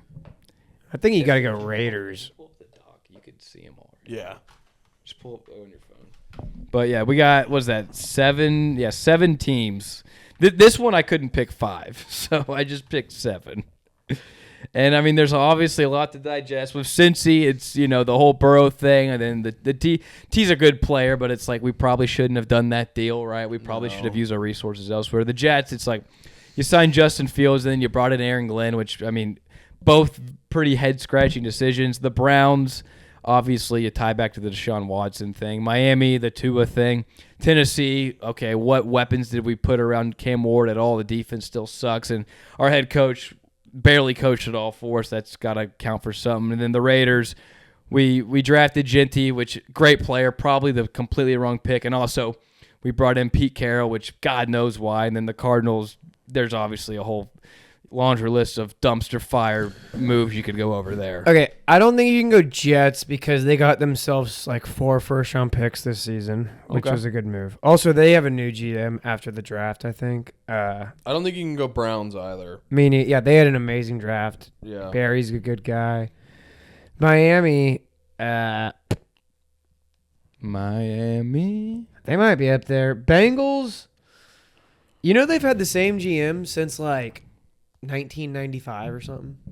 I'm not even joking. I did not know that. I honestly like. That's such a. I haven't done a deep dive on this. Look it up. I honestly think Cincy maybe should take this award because the rest of these, like, you look at this list, right? The rest of these teams are like terrible fucking teams, and Cincy's the one team that you do have a franchise quarterback and you do have that guy, and to do what you've done to Joe Burrow and really in his whole career, never give him an offensive line and never give him a defense and keep around a head coach that should not still be a head coach. You said since 91. That's fucking insane. 91 or 99? Yeah, 91. It doesn't matter. He is automatic. We're taking him. I'm all taking fucking Cincy's day. front office. I don't even know who the GM is, but the fact that everyone, and it's not even T. Higgins again as a player, but like you don't make that move and sign him to that deal when the team is as bad as it is. Like, No. they're the only team on here that actually okay. has the benefit of the doubt of having the guy around you, and yet to like, and we can even go back a few years on this. And I know Cincy made the Super Bowl, but like, it wasn't because of their GM. No, it was because of Joe Joe Burrow and Burrow. Jamar Chase. Yeah. No, and like, dude, The only thing that guy's done right is taking Joe Burrow and Jamar Chase, who were two layup picks for you. Yeah, and then they took. You know what? We need a team that's ready to win now. We need a defensive player to make immediate impact. How about we draft Shamar Stewart and then don't give him the normal rookie contract so he doesn't show up to training camp or anything. And then when he's the most raw first-round prospect in the last like 5 years, yeah, we just don't even give him training camp. We just have him show up and try to play good. He so fucking dumb. Well, and also the whole Trey Hendrickson situation was That's a dumpster yeah. fire too. Like, Yeah, it's him all day, man. He's been there since '91. He's probably still using a fucking fax machine. that's crazy. Like, I did mean, not know they've had the same guy since 19. Yeah, That's It's the most insane. Bengals move. That's I've the ever most just heard. that's the most organizational just like statement. failure. They're the he cheapest fumbled team. Carson Palmer even like. They're the cheapest team in the league by far. I really like the Bengals there because of what the stakes are. When you have a guy like Burrow, it's like you need to be making moves to build this team around him. The T. Higgins deal was a bad move from the moment it was signed. And the combination of the Hendrickson-Shamar Stewart thing, like, I think Hendrickson had already said, like, I need a new contract. Like, that had been brewing all season. You then draft Stewart, and then you say, all right, well, let's maybe look at trading Henderson, right? Well, okay, good. Let's draft a D-end. He's one of the most raw D-ends. We can replace him with it. Great. He's a little raw. We can coach him up. He was and terrible. Then you literally go to his agent like, yeah, we're not giving you the normal contract. He sits out, and then you literally just stare at him until the training camp is over. When the season's about to start, Hendrickson hasn't been at camp. Shamar hasn't been at camp, and you're just staring them in the face because you don't want to give them an extra, $1 million? And then That's how cheap this team is. And then you have the season you have, and you don't fire your head coach. You're the only team in your division that didn't fire their head coach, and you had the worst head coach in the division. And you've had pretty your horrible. GM since '91. What is that? About like 37 years now? Yeah. 35 years? The- Bro, that's insane. Yeah, I think any of us, like, I think a 15-year-old that runs Madden could have ran this Easily. thing better. Easily. The other one is just blatantly obvious, the Raiders. That's what I was thinking. When you combine They're good runner-up, but they had nowhere near close to Bengals. the Genty pick, I mean, Genty's going to be a great player. That was Terrible pick. horrible pick. That was the last position you needed. But you should have just ran Zamir White again. They should have taken McMillan. They should have taken McMillan. Well, then also let's should have done. Let's also or Will consider. Campbell. Let's also look at the Geno Smith acquisition. Yeah, I was as gonna say, well. the gone. Oh yeah. Okay. Membu. The Geno Smith deal. I mean, that was just a dumpster Terrible. fire from the beginning. Pete Carroll was a dumpster fire from the beginning, and you put literally a bunch of third string practice squad offensive linemen out all season. I think Like, you didn't do anything. I think to my beef up granddad the that can O-line. only speak with half of his face would have been just. Well, and also like for the Raiders too. Like, let's look at the Max Crosby thing as well. Like, Max Crosby, loves the Raiders, wants to be a Raider forever, and somehow the team and front office have turmoil and fucked up that relationship with a guy that literally loves your team so much, one of the best players in the league. And you somehow messed that up, too, with a guy that literally has said he wants to be a Raider for life. I think that's at a point where they need to just trade him. They should. They need to trade But you him. know They- what? they need It's to get so a haul bad. to They put around won't. They Mendoza. probably won't trade him, and they're going to end up running themselves into a Cincy Hendrickson situation where they keep him around too long, and then the new deal comes up, and then they're going to be, we're just going to keep you. I also worry about Kubiak because he got fired last year from the Saints. He's had one good year where his team was literally stacked from top to bottom. Like, yeah, I mean, it's bad. But so we're giving that to the Cincy. dude, easily. Okay. Mike Brown. I think I would say count your days, but don't. You're probably gonna be their GM till like. Is that his name, Mike Brown? Yeah, like till like 2095. I did not know 1991. That's crazy. He's got to be the longest tenure GM in the league. Oh, I think I would vote. Besides Jerry Jones. I think I would vote Raiders on that one just because of the sheer horrificness of that franchise. but the Bengals. I gotta have go no Bengals. problem. With Also, the I'll Bengals. say Tennessee too deserves a mention on that maybe Sure. as well. Yeah. They Like, so do drafted the Cam Cardinals. Ward, and that was the only Well, good and thing also they did. we talked about some of the moves they made, signing some chip ball Dan Moore at tackle, bringing in Tyler Lockett. Like that was good. They would have Yeah. been better with Kenneth Gonna Murray help. at tackle. I mean, bro, they Yeah, were I mean, terrible. for like a first-year quarterback, I know it's normally pretty bad if you're the one pick, but I don't remember a first overall quarterback that's had nearly as bad a situation as Cam Moore's had. It's been really yeah, bad. like just because you have money doesn't mean you need to pay the shit free. Well, and also let's money. also mention too, letting Mike Vrabel walk. Yep. Like Trading No, AJ now he's in Brown. the Super Bowl. No, Trading not, AJ Brown, letting Derrick Henry not go. letting Vrabel walk. Or letting him tell him to leave. Firing Mike Firing Vrabel. him, yeah. They fired him. Yeah. They didn't let him walk. They fired Mike Vrabel. I mean that oh my just God. insane. All right, our last award here, the best fantasy value pick. So not just obviously best player, but you're taking into account the production and where you got this guy in your draft, obviously. So your first one is Travis Etienne, who was the 10th ranked running back this season in PPR. He was going anywhere from like I would say the highest, like 5th, 6th round, anywhere to like the 9th, 10th round in fantasy drafts. Javonte Williams, 12th ranked running back. He was going anywhere from like the 8th to the 12th, 13th round. Rico Dowdle, 18th running back. Didn't get drafted, I think, really in any drafts. Kenneth Gainwell, 16th running back according to PFF. Another guy, probably didn't get drafted really anywhere. George Pickens, 5th receiver. He was going anywhere from like the 4th to 6th round. And Michael Wilson, his late season had him as the 10th best receiver, and he was also another guy that was either going at the very bottom or undrafted. Some good contenders here, and good to go on like a good list versus these past few Definitely. shitty lists we've done. Yeah. This one's tough though. Honestly, I don't really. I think you got to go I'm curious to see what y'all- Javonte. I think it's Javonte too. This is. I really want to go Michael Wilson. Right. It was so limited though. But it was late. But It was so late. my problem is, let's say you picked him up week 1, just for some stupid reason. Yeah. Like, oh, I love Michael Wilson. I'm gonna pick him up as my undrafted guy. You would have dropped him. Yeah. Because he didn't start doing anything until week 8. Now, like if you picked him up in week 8 or whenever it was, good Awesome. for you. But like when we're talking strictly like value. Like I think about that. Like, where did I get him in the draft, or where did I get him to start the year to where it came up? Like, if I had gotten Michael Wilson to start the year, I would have dropped him by week 3. Yeah. So like, it's hard for me to consider him there. I like Javonte. Given, I mean, people were drafting Jadon Blue ahead of him, and he was nails from week 1. He was awesome, consistent, scored a bunch of touchdowns. Always scored like at least 8-9 points a week. He pushed into the 20s multiple weeks. He was like the perfect RB2 you could have. Getting him in like the 10th, 11th round, I mean, that's a dream. Yeah, we almost laughed when you took him in like the 12th round. We were Yeah, like, it "Yeah, was- what are you even doing?" I agree with Bezzy. It's Javonte. He was Now, not a what- workhorse, What but about he put Rico though? Rico didn't really get drafted at all.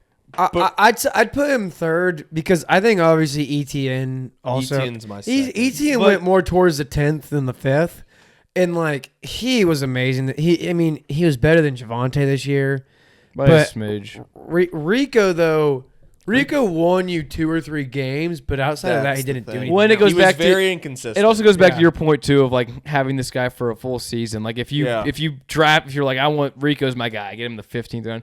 You're dropping him after a couple weeks, Right. So like you probably didn't get the benefit, Right. the reap of the rewards. And then Right. Gainwell too. Like Gainwell's another guy that like didn't really get too hot till the end of the year. So like I Yeah. think you like complete sample size. Like Javonte has to be the pick because Yeah. a realistic guy too that you got for next to nothing. And produced yeah. from week 1 till the end of the season. I will say, I think Etienne is like razor thin, and like tomorrow I might go Etienne just depending on my mood, because Etienne, not only was he good at the beginning of the season, whereas like Javonte started here throughout the season and he kind of gradually went down. And he plateau. never really went too far down, but Yeah. like he wasn't producing at the level he was at the beginning of the year. Etienne kind of did the reverse. Like he started like solid, but as the year went on, he kept getting better and better and better to where when you're like trying to peak in the playoffs, he was peaking at that time too. So You he think he the, went a little higher, so the value hurts there. But But you also his- got Javonte multiple rounds later, probably right, than and that's Etienne. what that's why I'd probably give the edge to Javonte. But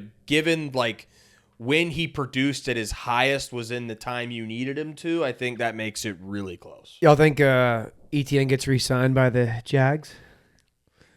They just Tootin was okay. Yeah, I mean, I would think they'll probably just keep him in house, and then I mean, yeah, like Pickens too. Like Pickens was great, but Pickens was going in like the fourth. I mean, round ETN's gonna get a so- payday, but yeah, I'd go Javonte. Then like it's also somewhat of the eye test too. Like Kenneth Gainwell, you're like, all right, that guy's just catching balls out of the backfield. He's good, man. Like, I but don't know. ETN and Javonte were like workhorse, almost level. Like they could do everything. I think ETN can do everything. I think Javonte maybe he doesn't have enough enough years of playing, 18, 17 games a year, because he's getting hurt all the time. I will say this though too. I honestly, as a Cowboy fan, I don't really want us to sign Javonte because that's the thing too. We saw after the first 9-10 weeks, like you saw the wear and tear come on. Yeah. And like dude, he runs hard. He runs very hard. He takes a beating. Yes, and I I think Kenneth he's Walker or ETN. I think Javonte, he might have peaked this season. I don't know if he'll get back to that, but as a Cowboy fan and as a fantasy owner that had him, I loved him. But I think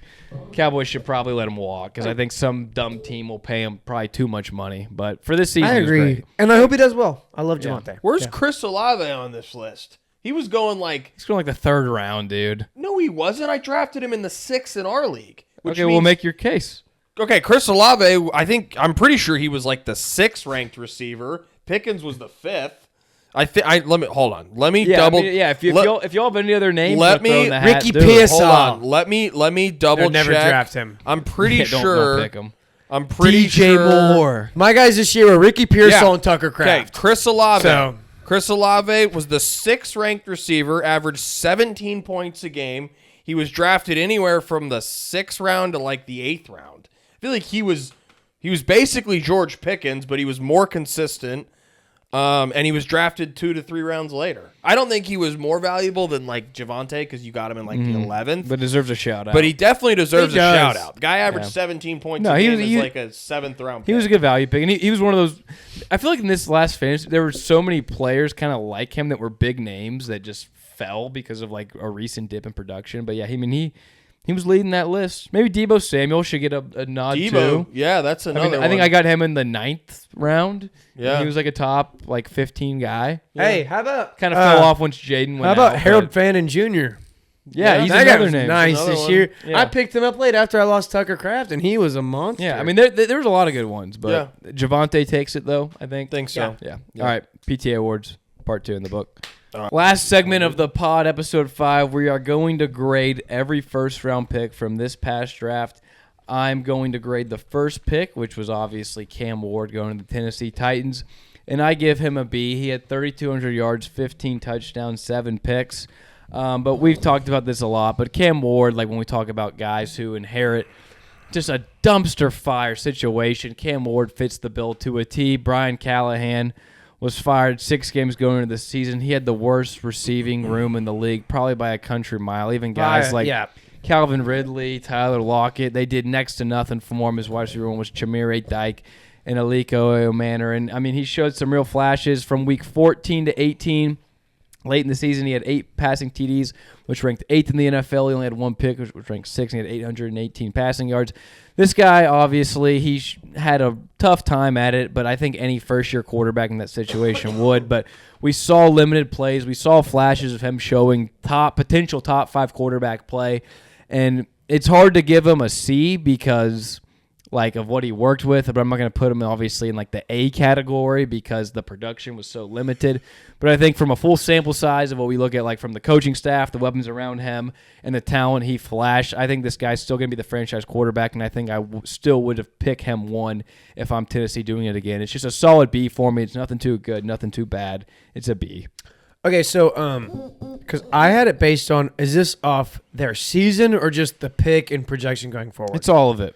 Okay, cool. So I have 2. I have Travis Hunter. I'm gonna go. I'm between C+ and B- right now. I'll go B- because I love Travis Hunter as a player and a person, honestly. But he did not. You traded up. Hang on. I gotta find out what they traded exactly. So They gave them up the number 5 pick, their second round pick, a 4th round pick, and a 1st round pick. So you basically ignore the late picks. You gave up 2 firsts and a second to move up 3 spots to get Travis Hunter, where you probably could have got him at 5, if not 3 or 4, which you would have given. I don't think you would have got him at 5. No. You don't? No. I don't. I think their GM was just. I mean, like I said, he's like 15. I mean, yeah, he was trying to make a splash. He's enamored. But my thing is positives. Travis was decent to solid on defense, and he was good on offense. If he would have played the full season, he would have had like over 700 yards and like 5 touchdowns ish. And I mean, the touchdowns are all hypothetical, but he was on pace for over 700 yards on defense. He was a plus contributor, but like 65% of his snaps are on offense, and I think that's where you're going to get more out of him. But I don't see how you can invest the second pick in that because he's just so thin. Like and like they're saying like, well, you know, like he can do both sides. He's not going to get hurt. Well, he got hurt, and it wasn't a contact injury or anything, but he got hurt, and you have to account for that. So I'm going to give them a B- because I have a lot of hope for him for the future, but they could have taken like Abdul Carter here or someone else so much more impactful for the first season and made a longer playoff run. But, you know, no one saw that coming from Jacksonville this first year. So B- for Travis Hunter. A little indifferent on it, but I got the Giants who drafted Abdul Carter. I'm grading harsh today. I'm giving Abdul Carter a D+, and I think that's pretty generous for this season. That's a terrible grade. This guy, I agree. What do you think it should be? I had him at a B+. I don't give a what. I'd say at least this like a guy C. came in asking for Lawrence Taylor's number and had a half sack through November of 23. November. What did he do in the second season. half of the year though? The last month of the season, He balled the fuck out. It's my grade. You stay over there. Stay in your lane. Chad, buttercup. please. Huh? Chad, Let me please. finish here. You got 12 more guys to get through. It's a D+. This guy came in asking for Lawrence Taylor's number, had a half sack through 13 games. He was sleeping through meetings. All you heard coming out of the Giants locker room and the Giants media was this guy is not showing up to film. He's not paying attention in meetings. He's not being a good teammate. Now, the last month of the season, and the only reason I'm not going lower and I'm giving him a D+, in December, he had 3.5 sacks and 2 forced fumbles. So that's good momentum going into year 2, but given the hype surrounding him coming out and the hype that he concocted himself in the pre-draft process and in the draft process, I think this was a horrible rookie year. And I think he's got a lot to work on, and he better build on that last month of December. I mean, he only ended with 4 sacks anyway. He had 6 sacks. He had 4. He had 6. He had 4. Can we get a stat check on that? Gotcha. Where are you seeing 6? I had him down for 6. He's got 4. I'm going to go to ESPN.com. He had 4 sacks, 2 forced fumbles. Well, I got a wrong number then. He had a half sack through November. He barely had any tackles in most of those games. Now, in the month of December, he picked it up, which is great, which is why I'm not going lower. I'm just saying how he was talked about and all the stuff that he was saying about himself and how great he's going to be, to all the crap that came out about him as a teammate and how he pays attention and his focus to the game. I think it was a pretty bad year for him all around. So D+. I had him at a B. He had 43 pressures, which was 11th in the league, and he had 18 quarterback hits, which was 5th. And I know it was bad, and there's a lot of like chemistry problems with him. But I mean, they didn't really have a role for him early on because of all the guys they have on their D line. But and I know a B might be a little too much, but I mean, he still showed great promise and great flashes, and I still think he's going to be a stud. He's the 3 pick. End of the day. He should be doing that. So he should have been doing it all year. He's the 3 pick. He said he wants Lawrence. He said he wants the greatest defense player of all time's number before the season, and he's falling asleep in meetings in September. Yeah, as a rookie, that can't happen. All right. Well, I got Will Campbell at 4. I'm giving Will Campbell a B+. That's a horrible grade. You can say what you want after I say my point here. So you just what are you doing? My bad. I'll wait till you're done next time. All right. So Will Campbell, we obviously knew his short arms and his physical makeup were a cause for concern. Abdul-Jabbar But he's gotten waxed this postseason. But I'm not going to fall too deep into the recency bias with my Will Campbell grade. He wasn't great. He was good though for a good chunk of the season.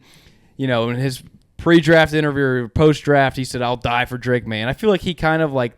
For one, he wasn't elite, but he was good, and he kind of like gave the Patriots offensive line an identity and kind of gave them some, I feel like some just like swagger and just like identity that offensive line and really the whole offense needed as a whole. And I mean, tackle's arguably the hardest position to transition to in the NFL, going from college to the NFL. And yes, I do have real questions if this guy will be a tackle in the future. I think, honestly, he's probably better suited as a guard, and I think that's honestly what New England will do at the end of the day. But regardless, I think it was a safe pick, but they got a really solid offensive lineman, whether that's a tackle or a guard in the future. He's probably going to be a piece that you have for the next 10+ seasons, and a guy that's going to build with the foundation of the offense. And it's hard to knock him. If you want to shit on him for getting waxed by Will Anderson, Nick Bonito, by all means, go for it. But I mean, for the good majority of the season, he was pretty solid. So I'm gonna give him a B+. Yeah, my only problem with him is his little T-Rex arms. They're not going to. Yeah, and that's why he's probably better as a guard. And exactly, I think he probably needs to move inside to guard because when you get in those important games, like we saw the last couple weeks, you literally have him falling over, not even touching the DN, trying to block the guy. And I think that's the thing New England is obviously definitely thought about is putting this guy at guard in the future. Yeah. But all right, so for my next pick, Mason Graham. I've been stuck between B+ and A-. I'm gonna go B+ because he didn't do a ton this season. But if you watch the Browns games, this guy is a player. He's a great player. He is really good in the run game. He's been slowly progressing in the pass game a little bit. I mean, he's not as big or, he doesn't have the technique like a lot of these D tackles. But as we've all seen, like with Dexter Lawrence, I mean, Derek Brown. Guys like this start slow. Yeah, and he's a top 5 pick for a reason. And he won a national championship at Michigan, being the best player on that defense for a reason. Like, yeah, D tackles take some time to develop. He ain't no Mozzie Smith. Like, Mozzie Smith, his rookie year, you're like, yeah, this guy fucking sucks. I don't ever want to watch this guy play football ever again. But, yeah, Mason Graham, he's a stud. He knows how to play the game. He's only going to get better as the year goes on. I mean, he helped Myles Garrett a ton in the season. Not so much in the pass rush, but he's just a great run stuffer. He fills that line, and his pass rush is gonna come with the game, with time. Like I said, he was a great pass rusher in college, and I'm excited for him. I want to give him an A-, but I'll go B+ right now. Yeah, I think it was too. He was top 15 in run stops and pressures among all defensive tackles in the NFL. And like we said too, like with offensive tackles, defensive tackles, these are harder positions to just step in and be immediate day one impact players. But we saw in the second half of the year, he got really hot and he's to get going. He's probably gonna be a really good player for a while. Oh yeah. I got the Raiders with the 6th pick. I got two grades for this one. I've got a Raiders grade and an Ashton Jeanty grade. I like it. I like for that. The Raiders, it's an F. Jeanty's a great player. He's a generational player. You got to give them a middle grade. I don't know. The last thing they needed was a running back, and they drafted a running back because they're stupid, and that's why they're the Raiders, because they make stupid decisions over and over again. You're right, because your White would have been good. Perpetual cycle of awfulness. Samir White. Samir White would have been great. They would have been much better off drafting anyone else. Mimbu. I mean, T-Mac. A ton of different guys. So for the Raiders, it's an F. It's the last thing they needed. He had a great year, especially given the stuff they put around him on offense. But it's the last thing they needed. F for them. Jeanty, A-. You did great. This team was horrible. You were behind probably the worst offensive line in the league. You had over 1,300 yards total from scrimmage. You had 10 total touchdowns.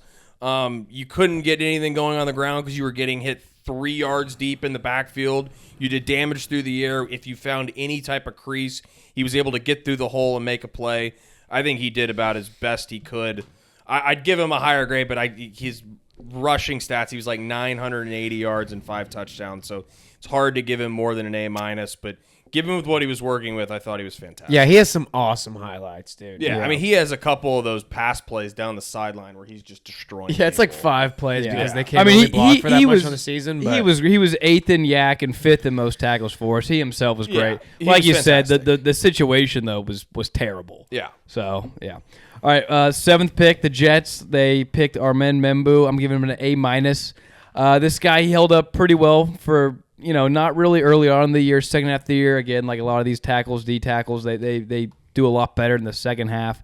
He did allow 8 sacks on the season, but we're talking about the Jets here. They were down in most games, having to pass the ball a lot. Brady Cook. He was in more passing, pass rush opportunity situations than most tackles in the league. And Justin Fields is also the worst quarterback in the NFL when it comes to taking sacks. We saw that with Chicago when he was there. But this guy, he's got a strong anchor. He's really good in pass and rush blocking. The upside's there. The intangibles are there. I think this guy will probably be a cornerstone and a staple for them for the next 10-plus seasons.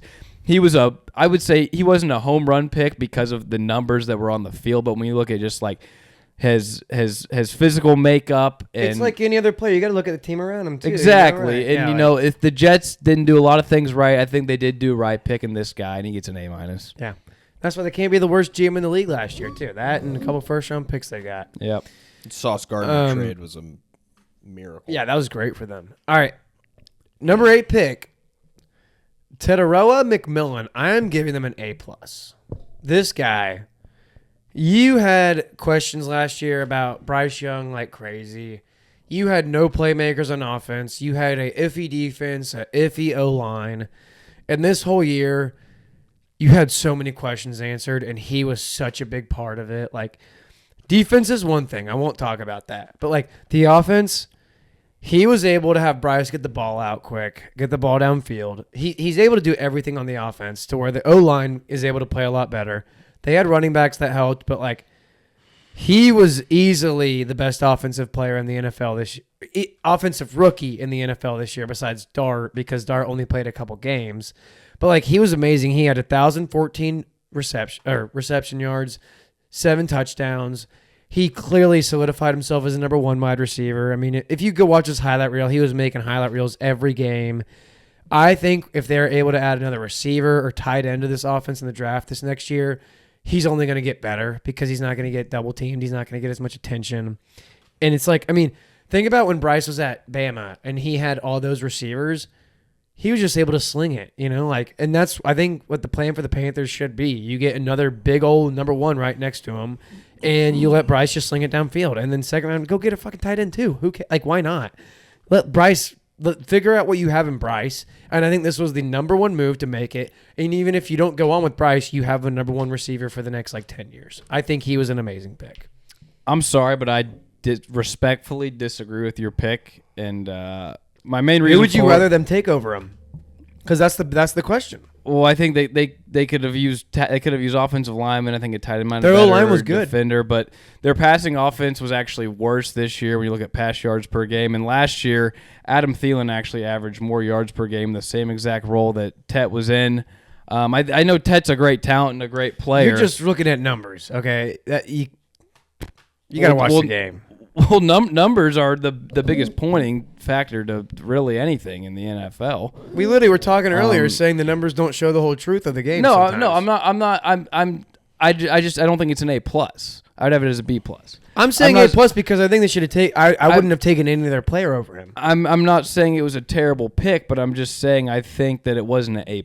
And I'm just saying for that, my reasoning is Adam Thielen produced more yards per game as the number 1 role in that same role. Okay, no. He was in the who same would you have exact. taken? He was in the same exact role. I don't know who I would have taken, but I'm just saying I think they could have used something else because we've seen guys in this Panther scheme with Canales and Bryce Young when you're the number 1. You get peppered with targets, and also like Tet McMillan this year caught 58% of his targets. Jalen Coker caught 77% of his targets, and Jalen Coker, we actually saw later on the stretch and in the playoff game, outproduced Tet McMillan. So I just think for a top 10 what do you mean players in the Canales scheme? He's had his scheme for 2 years. And I'm saying the 1 year we saw it, Adam Thielen actually statistically outproduced him, and we saw Jalen Coker late in the season. Yeah, because no one's covering Thielen. They got the shitty slot on him. Who was the number 1 in the playoffs? That's getting double covered. In the Rams game, who was the number 1 receiver? It was Jalen Coker.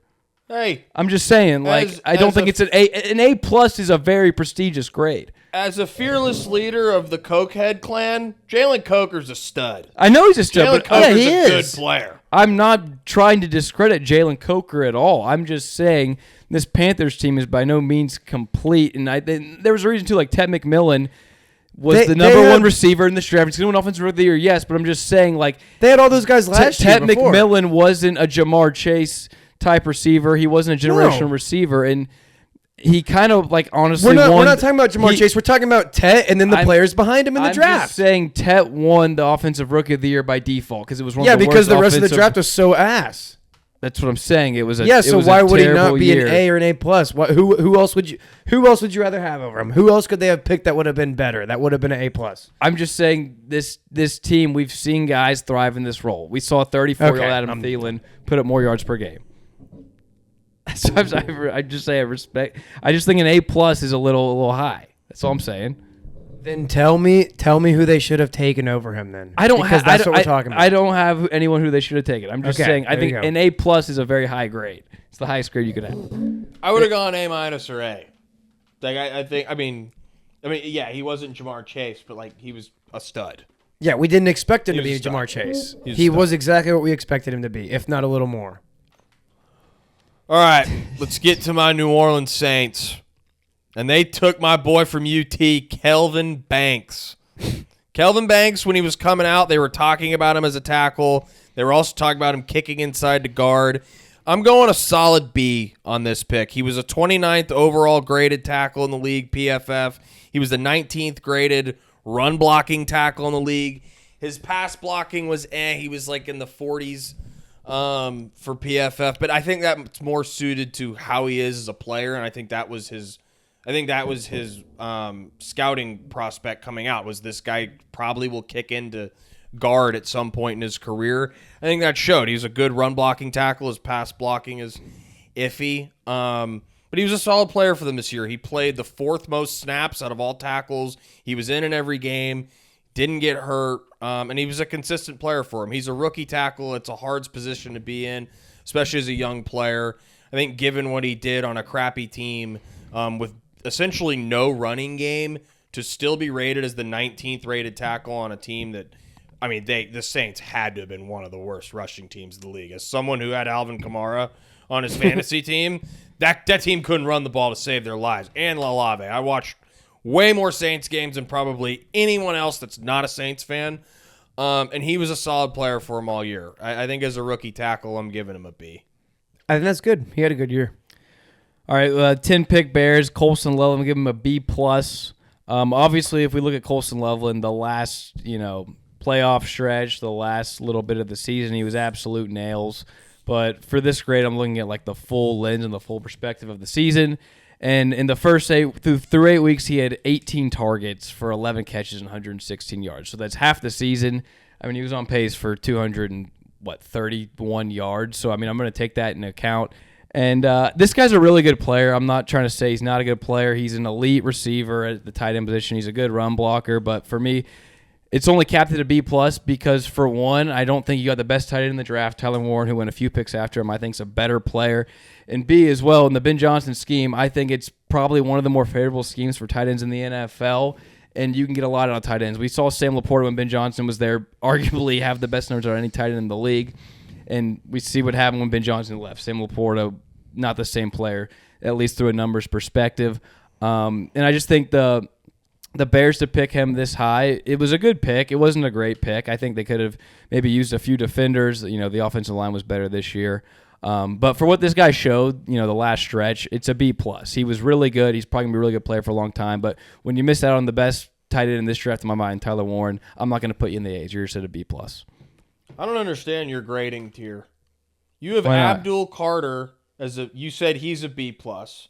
You said T-Mac's a B plus, and Colson Loveland's a B plus. What do you not get about it? I disagree with all those.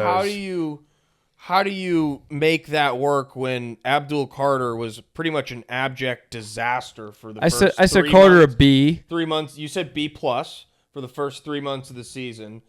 And T-Mac was Literally the best receiver transforms in the Bryce class. Young. And Like, then, because hold on. And then Colston Loveland, yes, he didn't do much the first half of the season. What we saw the second half of the season and the playoffs, the postseason, like, he was fantastic. I know. He looks like he's going to be like a top 3 guy. He's shown half a season of promise as the Bears leading. I mean, he was their main target in the passing game down the stretch of the season.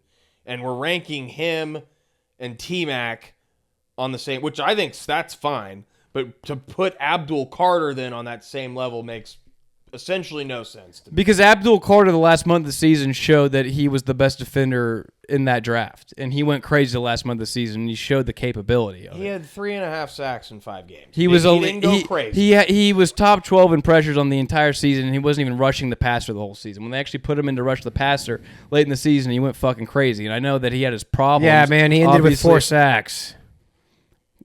That he wasn't rushing the passer the whole season. Why wouldn't he be? Wait, yeah, what was he doing? Why would They had him as an off-ball rusher. linebacker. They were moving him around on the defense. They didn't have an established role for him. When they put him in late as He a was pure still pass rushing rusher, the passer in those games. he was good. So what do y'all not like about the Loveland grade? I'm fine with the. I'd probably put it an A-. I don't have a problem with that. I just don't understand. Abdul should have been on the same level as him and my thing on the T-Mac grade is that, like I just said, like T-Mac, Adam Thielen had more yards per game in that role with Carolina last season. So would you draft Adam Thielen over Tet?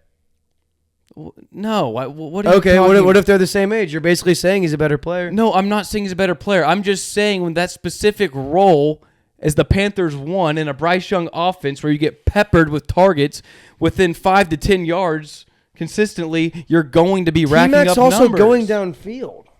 I'm just saying. T-Mac got dude. If you look at T-Mac 8 in the short to intermediate passing game, I'm just saying. I think T-Mac's. You had him at an A+. I wasn't mad. I'm not. I think T-Mac's a really good player. You were. I think you he's argued great. it. No, I did because you said A+. I just thought A+ was a little high. Because I wouldn't have taken any other player over him for the Panthers. I just think A+ was high. I think I take A+ as they took the right player. They took the exactly right player. I think A+ is more than the right player. I think A+ is the right player, and he's a great player, and he fits the scheme, and he does everything exactly. Does Tet not do all that? Jalen Coker outplayed T-Mac in the playoffs. Like, and they're one. What is that? playoff One game. game? I'm just saying A+. Let's get back to Colston Loveland here. A+ is a very high grade. I don't have any for my He for the literally record restored their on faith my in Bryce grades. I don't Young. have anyone that I did as an A+. Just for the There record, isn't an A+. I don't think there is an A+ because I don't think there's like a hall. I don't know if there's a Hall of Famer in this. A+ in my mind is Micah Parsons when Dallas took him a few years ago in the first round. You're an All-Pro guy as an A+ guy, especially if you're picking the top 10. That's an A+ to me. And T-Mac, like I said, like he won the Offensive Rookie of the Year by default because there was no. This was like one of the worst offensive rookie classes we've seen in a long time. It just feels like you're downgrading guys that got drafted later while elevating guys that really didn't do anything close to the other 2 guys in the regular season. Throughout the course of the season and putting them on the same pedestal because of I guess how they were ranked as a prospect. I understand more for getting mad at my Abdul Carter grade because Abdul Carter, the first 10 weeks there was a lot of just beef and chemistry problems and all that, and then he blossomed late. But like the T-Mac to Loveland thing, I think is a lot more fair. That's fine to me. I think they both should be probably at like the A- level. Yeah, and that's what I'm saying. Like for real, like I think Abdul Carter's gonna be a really good player. I just personally thought D+ was a little low, and I thought A+ was a little high. That's all I'm saying. Like I think they're both awesome players. I just thought that those grades were a little too high and a little too low. That's all I'm saying. I will say though that I think Loveland and T-Mac. I think Loveland will be an All-Pro tight end. Yeah, T-Mac I think has a good chance to be. Carter, I mean, it's also with Loveland who too, else would they have taken in the draft that would have helped their team? My reason for Loveland, Yeah. the Loveland thing too, like I just said, like Ben Johnson. If you're a tight end in the NFL, you want to go to Ben Johnson. Like, of course. It's a very successful scheme to thrive in as a tight end, and also I think Tyler Warren's a better tight end than Loveland, and that goes into account to my grade, Fair. and also goes into account that you drafted Luther Burden next, and you have DJ Moore, and you have Rome Odunze, and you already have all these guys in place. So I'm like you're asking how I'm evaluating my grades. I'm evaluating my grades from like literally every like personnel move on the field, the scheme, the coaching staff. Like I'm evaluating from every angle I can. To that point where you said they drafted Burton and they have DJ Moore and they have Rome Odunze, Did it not factor in more that at the end of the year, Loveland was the No, guy? it did. But I'm also saying the first 8 weeks of the season, he had Sure. 120 yards. So Sure. like, I'm not just They gonna. also lost like I'm- 4 of those games. I know, but I'm saying I'm not just gonna like not look at the first half of the season for Colston Loveland, and it may not be his fault. Tried to with Carter, though. Well, okay, but okay, and I understand the Carter grade more than that's what I just told you that. Like I understand like B+ might be a little high for Abdul, but I also like think that All right, let's keep. I think Abdul's going to be a stud. Bottom line. Yeah. All right. All right, Michael Williams up next. Michael Williams. I'm gonna give him a C+. It's a little bit on future projection. All these Georgia defenders seem to come out and be just great NFL players. Besides that one safety the Vikings took a couple years back, they're all great players. But he played like, what did he play? Played like 8 games this year. He only had 1 sack, 1 forced fumble. He didn't do much, but he was always a developmental project, and he just got cut short in his rookie year. So I'll give him a C+. I'm giving that plus on future projection. I'm giving the C part on his year's performance. There's not really a lot to talk about with him. Yeah, I think that's kind of like an incomplete. He was hurt for most of the year. Yeah. Like, And he was on a defense that was surrounded by backups. I mean, yeah. yeah. For the boys at 12, Tyler Booker. I'm going A-. This dude's a monster in the running game. I mean, this guy was the 7th rated tackle in the running game this entire season as a rookie, or as a guard. That's what I thought. Whatever. He was the 7th rated guard in the league this year in the running game. Pass blocking grades were eh. We're not going to talk about that. But I mean, he only allowed 3 sacks, which is a little much for a guard.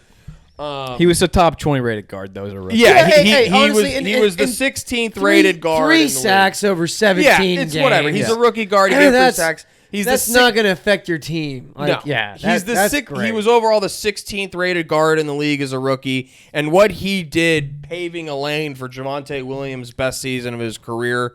I mean, he's no Zach Martin, but the Cowboys did it again and got another great offensive lineman that should be a staple on the O-line for the next at least half decade for the team with the 12th pick. Yeah, I'm with you. I love that pick. The only thing is, like, Zabel has looked amazing, too, but I'm like, Booker's been better. I think than I'd rather have Zabel. Booker than him. yeah, I would Booker's just been only better. wish that he was our other guard, but our other guard's better than him. Yeah. So, Yeah. No, I think it was a very safe pick. Yeah. It was a smart pick. It's not a sexy pick by any means, but yeah, Good football player. He's going to be a guy that you have on your team for a long time. Yeah. He's going to be good. Like, all right, 13th pick, Miami Dolphins, Kenneth Grant. I'm giving this guy a C. You know, yeah. you can go lower if you want. We're not going to say anything. You know, this guy, he's a run stuffing D tackle. He was better late in the season, like a lot of these D tackles. Early in the season, he kind of got bullied a little bit, but he stepped in the league. He was a 21-year-old rookie. Obviously, I did very not know raw. that. Okay. Yeah, he was a young guy. He was raw. I just don't get why they took him. He's a raw guy. Like I said, he got drafted young. He had 2 pressures in his last 5 games. He didn't even play every down for him. He was kind of a limited player. You know, like I said, he can get pushed around a little bit, but he does have some upside. But I mean, it's a C. It's nothing more. He's a kind of guy. He's got upside, but like when you're picking in the top 13, you kind of wish you had a little bit more juice in the tank. And this guy probably looks like he's going to be just kind of like a middling run stuffing D tackle. So but he showed flashes. So it's just a C. You know, it's like we said earlier. Like, you know, D tackles take a couple years to develop, but yeah, I'm with you. Why would you take him over Tyler Warren? Like, Yeah, I mean there were Yeah. a lot of other options, but he showed enough to get a C. yeah. So that's my next guy. 14 pick, Indianapolis Colts. They took Tyler Warren out of Penn State. I gave it an A+, but based off our reaction of the Tet pick, I'll just give it an A.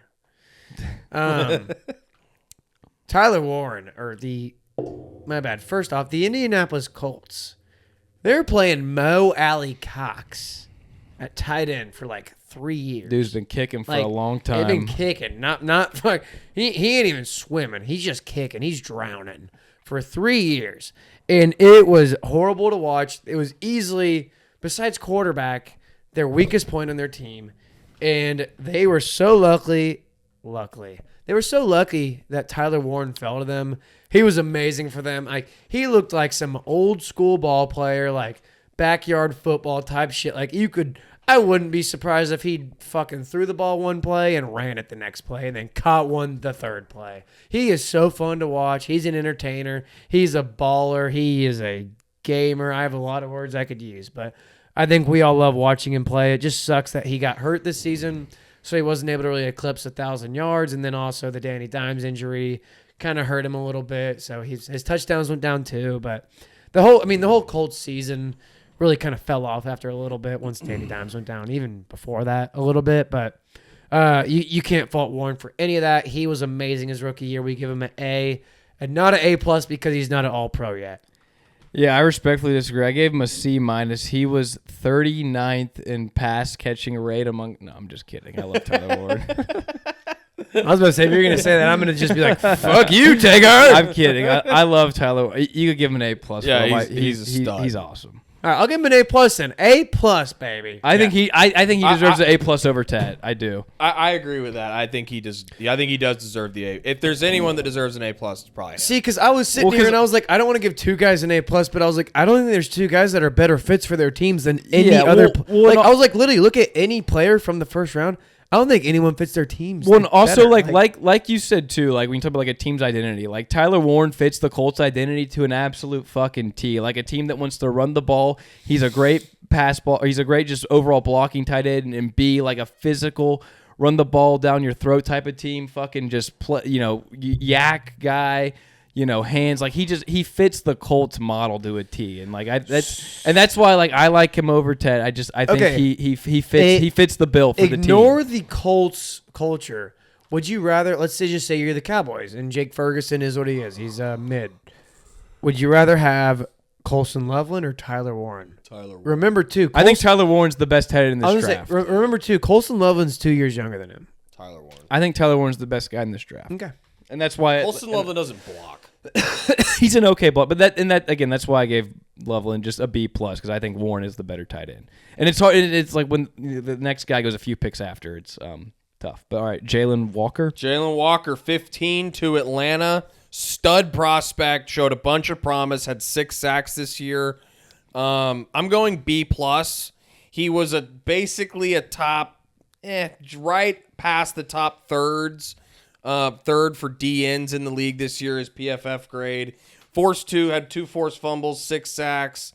He was a stud this year. He didn't have the stats that his teammate did, James Pierce. But you saw the talent all year on display. You saw the flash plays.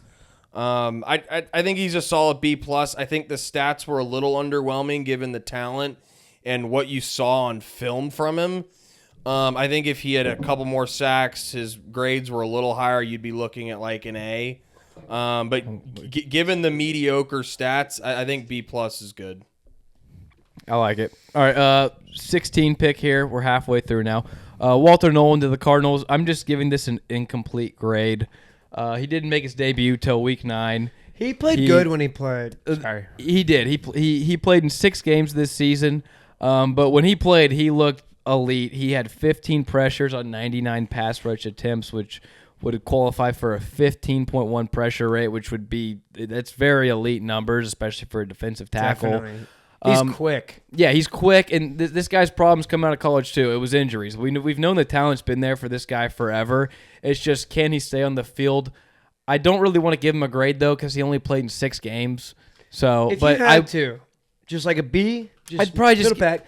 I mean, a B+ probably if I had to, but it's hard to evaluate him when he barely played. But when he did play, he was nails for him. He's arguably their best defender on defense. But I don't want to really give him a grade though. Again, like I said, because he barely played. But when he did play in those 6 games, especially his first game against the Cowboys, he was pretty dominant. So, but this guy, it's all going to come down to if he can stay healthy. If he can stay healthy, he's not Robert DeChimi out of Ole Miss. He's a much better version of that. So if he can stay healthy, he'll probably be good. But for Arizona, it gets incomplete or B+, whatever you want to say. If he plays, he'll be good. But we got to have him be healthy. So all right, let's take a break. All right, with the 17th pick, the Cincinnati Bengals take Shamar Stewart out of Texas agriculture and commerce. I said that right, didn't I? No. Well, I who don't cares? know. I think it's manufacturing. That's probably. Oh wait, That's probably. why did I say wrong. C? Commerce. Yeah, architect. Whatever. Hey, Texas A&M. F. This is an F pick. Shamar Stewart. Okay. Cincinnati Bengals going into last season. They know they have a window with Jamar Chase and Joe Burrow. And what they did with that window is they said, let's not trade T. Higgins for a first-round pick. Let's go ahead and overload our cap. And then let's go into the draft and just draft the least developed player and probably the entire draft. Not even the first round, the entire fucking draft. I don't know about the entire draft. I'm It's exaggerating to make a point. It's a little harsh. I'm exaggerating to make a point, okay? No, but no, dude, this guy, he had 3 sacks in his whole college career. He was never good. He never did anything. This is like you just showing us a lineup of a bunch of dudes, and we're just like, yep, don't know anything. Give me the biggest looking dude. Like all physical traits. Nothing. This is like that Key and Peele skit when they're doing Yeah. Slave auction. Yeah. They go, give me that guy. Oh my gosh, literally like well, you got to pick yeah. that guy. Yeah, right. He's got to be fast. No, exactly. Like they're just like, oh man. And in so many teams, it's always the worst teams that are the suckers for the combine measurements. They don't even look at the tape. Like he literally played against less competition than the NFL, and he was terrible. And they took him, and they had already messed up their whole offseason. They should have taken a ready player that could actually step in on the defense, but they didn't. They took him, and then they said, you know what, Shamar? We're not just going to take you. We're not even going to sign you to your damn contract. We're going to wait until you lose a staring contest until literally regular season starts because we don't want to guarantee your 5th year. And like they're so stupid. Mike Brown, who I don't know what dirt you have on the Cincinnati Bengals owners, but I think he's in the Epstein files. one or the other, man. Like is something, but he needs to go. Their whole freaking front office, owners, everything needs to go because they're making little league moves left and right, and it's just they are so lucky they lucked into Burrow, and they're lucky the freaking Falcons took Kyle Pitts over Jamar Chase because they would never be here without those two. And yeah, F. Everything about the Bengals besides those two, F. Hard to argue that. Yep, no problem there. All right, 18, Seattle takes Gray Zabel. His stats and analytics throughout the entire year are pretty mediocre. He's come on really strong here in the last portion of the season and in the playoffs. I'm going B+. He's the 52nd rated guard this year. I mean, that's bottom half of the league. Neither his pass or run blocking grades are very high. Did only give up 2 sacks, 5 penalties this year. But I think what we've seen in this second half of the year elevates it to a B+, especially given they're picking 18th in the draft compared to like Tyler Booker, where you're picking 12th. So you've got a little leeway there where you don't have the cream of the crop exactly. And he looks like he's going to be a staple in their offensive line for a really long time. So while he didn't have the greatest year from the totality standpoint, I still think given where they're drafting and given how he's played in the last 7-8 games, I'm going B+. Okay. Like it. All right, 19. The Bucks took Emeka Egbuka. I'm giving him an A-. Now, when they picked Egbuka, started the season, through 5 weeks of the season, he looked like one of the best receivers in all of football. He had, through 5 games, 445 yards, 5 touchdowns. Obviously, the second, or really not second half, 2/3 of the season, it kind of went downhill, but the whole offense did as a whole. Egbuka had injuries. Baker had injuries. The offensive line had injuries. The OC was no good. But this guy, he showed real talent. He's a great route runner. He's got great hands. He's good after the catch. He's really good everywhere. And, if this guy obviously maintained his play, he'd be a home run A+ pick, especially at 19. But I'm still giving him an A- because I think all the traits are there. And I think once Baker and the offense gets back to healthy and this guy gets healthy, he's going to be a good receiver for a long time. I would actually be shocked if Emeka didn't become at least, a top 20 receiver in the NFL at some point. And for that reason, he's an A minus. I'm not going to give him an A or A plus because of the dip in production we saw. But you could point a lot of fingers of the reason why he dipped in production. So he's just an A minus for me. Would you rather have him or CD going forward? But CD. CD was taking 18. Okay. Yeah, I mean, CD's a top 5 receiver. No, yeah, that's just an interesting thing to think about. All right, 20. Denver took Jahdae Barron out of the University of Texas, cornerback. Jahdae did not have the season everyone was hoping and anticipating. No. He did not. No, he did not. He played like 30% of the defensive snaps, about 20% of the special teams. It's weird because when he was drafted, we all were like, this guy's a top corner in the draft, maybe the top corner in the draft. And now the Broncos are talking about him as if he's some project player that like didn't play at a D1 program with insane coaching and insane training facilities. I think they're just covering up him being bad. I'm giving him a C minus for the year because I can't give him a D when he didn't play that much. But I think he's deserving of that almost. But your first round pick, you're already loaded on defense and you stack up on another corner. You thinking you're making the next Legion of Boom or something, but no, this guy literally is a part-time special teams player, and he did nothing. He picked off Dak Prescott one time and then recovered a fumble that wasn't even, it wasn't even his causing. He didn't really do anything all season. C minus. I'm not impressed one bit. I have a lot of hope for him for the future because he has great, intangibles and physical skill set coming out of the draft and everything. But I just don't see it anymore. Do y'all have any disagreements? No, I think you're right. I mean, I think it's tough when Riley Moss, their second corner, is one of the highest rated penalty corners in the league and is really not that good. And you're still not over him. And Barron can't get snaps over him. And you can barely get snaps in the slot. Yeah, I mean, I think that grade's pretty generous, honestly. I think you could go D pretty easy. Yeah, I Barron, think I could too. He can't tackle either. He was 86 among all cornerbacks in missed tackle rate, and he was also 63rd in passer rating. So he really wasn't good anywhere. And, I mean, the physical intangibles are there, but when you can't outplay Riley Moss, right, who was the highest penalized cornerback in all of football, and you're a first-round pick, it's not a good sign. Well, and the other thing, you're playing on a defense with probably the best corner in the league and the team that had the most sacks this year. And opposing offenses do not have a lot of time to throw the ball. Yeah. And you've got the best corner in the league opposing. You know what? I'm D plus. I after hearing other people, because literally I haven't heard a single person talk about him besides me reading stuff. I'm with you. D plus. He doesn't even deserve a C. Yeah, I mean, he wasn't very good. I also have another reason for that later on. So. All right. Pittsburgh at 21 takes Derek Harmon out of Oregon. Wow, what a pick! How many D tackles? Pretty underwhelming pick. I mean, D tackle. It's not a high priority position. There was like 5 taken.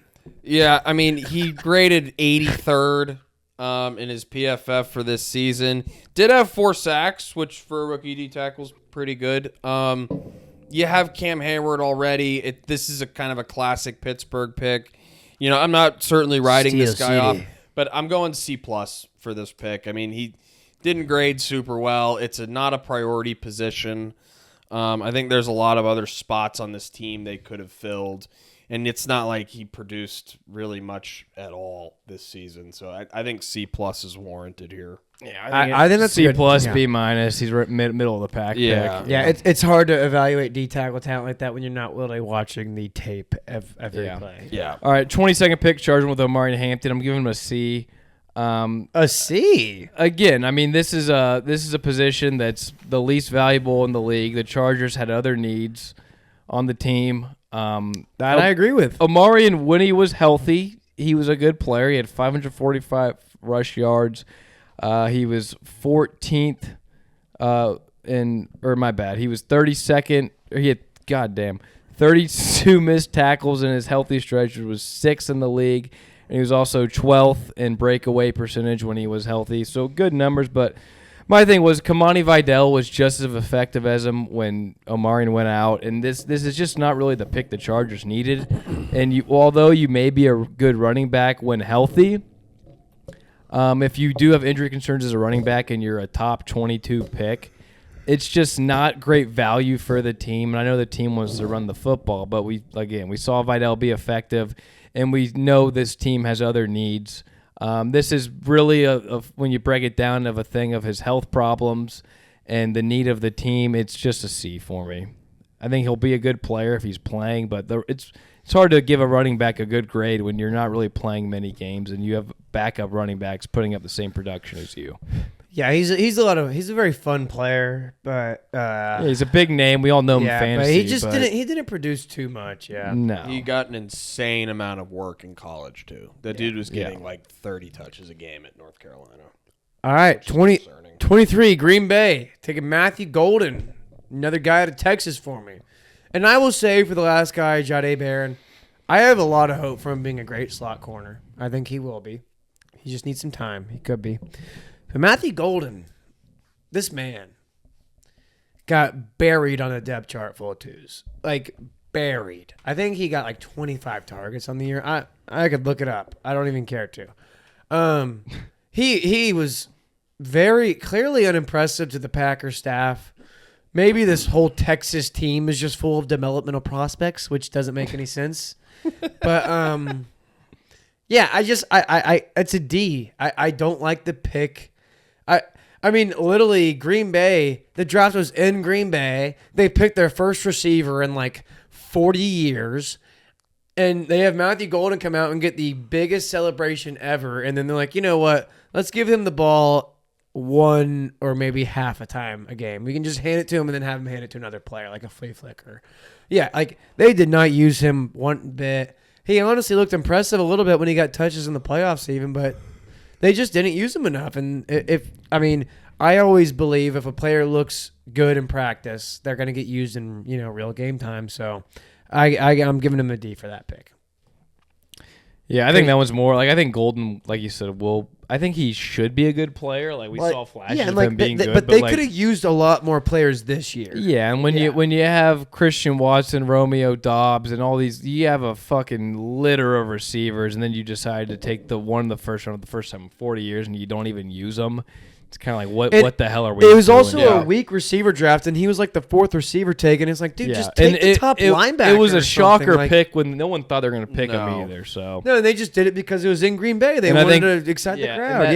That grade is probably more of the team than him as a player. 100%, 100%. And they're going to, they will lose Dubes this year in the offseason. I don't see how they re-sign him, especially with paying Love and Micah Parsons.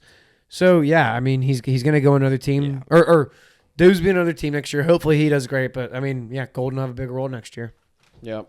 All right, 24, the Vikings take Donovan Jackson out of Ohio State. You're a Donovan Jackson guy, right? You're a big Donovan Jackson guy. Donovan Jackson.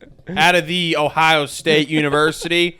I'm going B on this one, similar to Gray Zabel.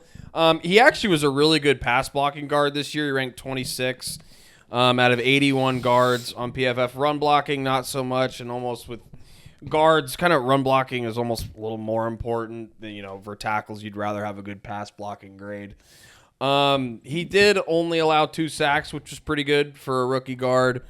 But I just think it's a solid B. Again, it's not a high priority position.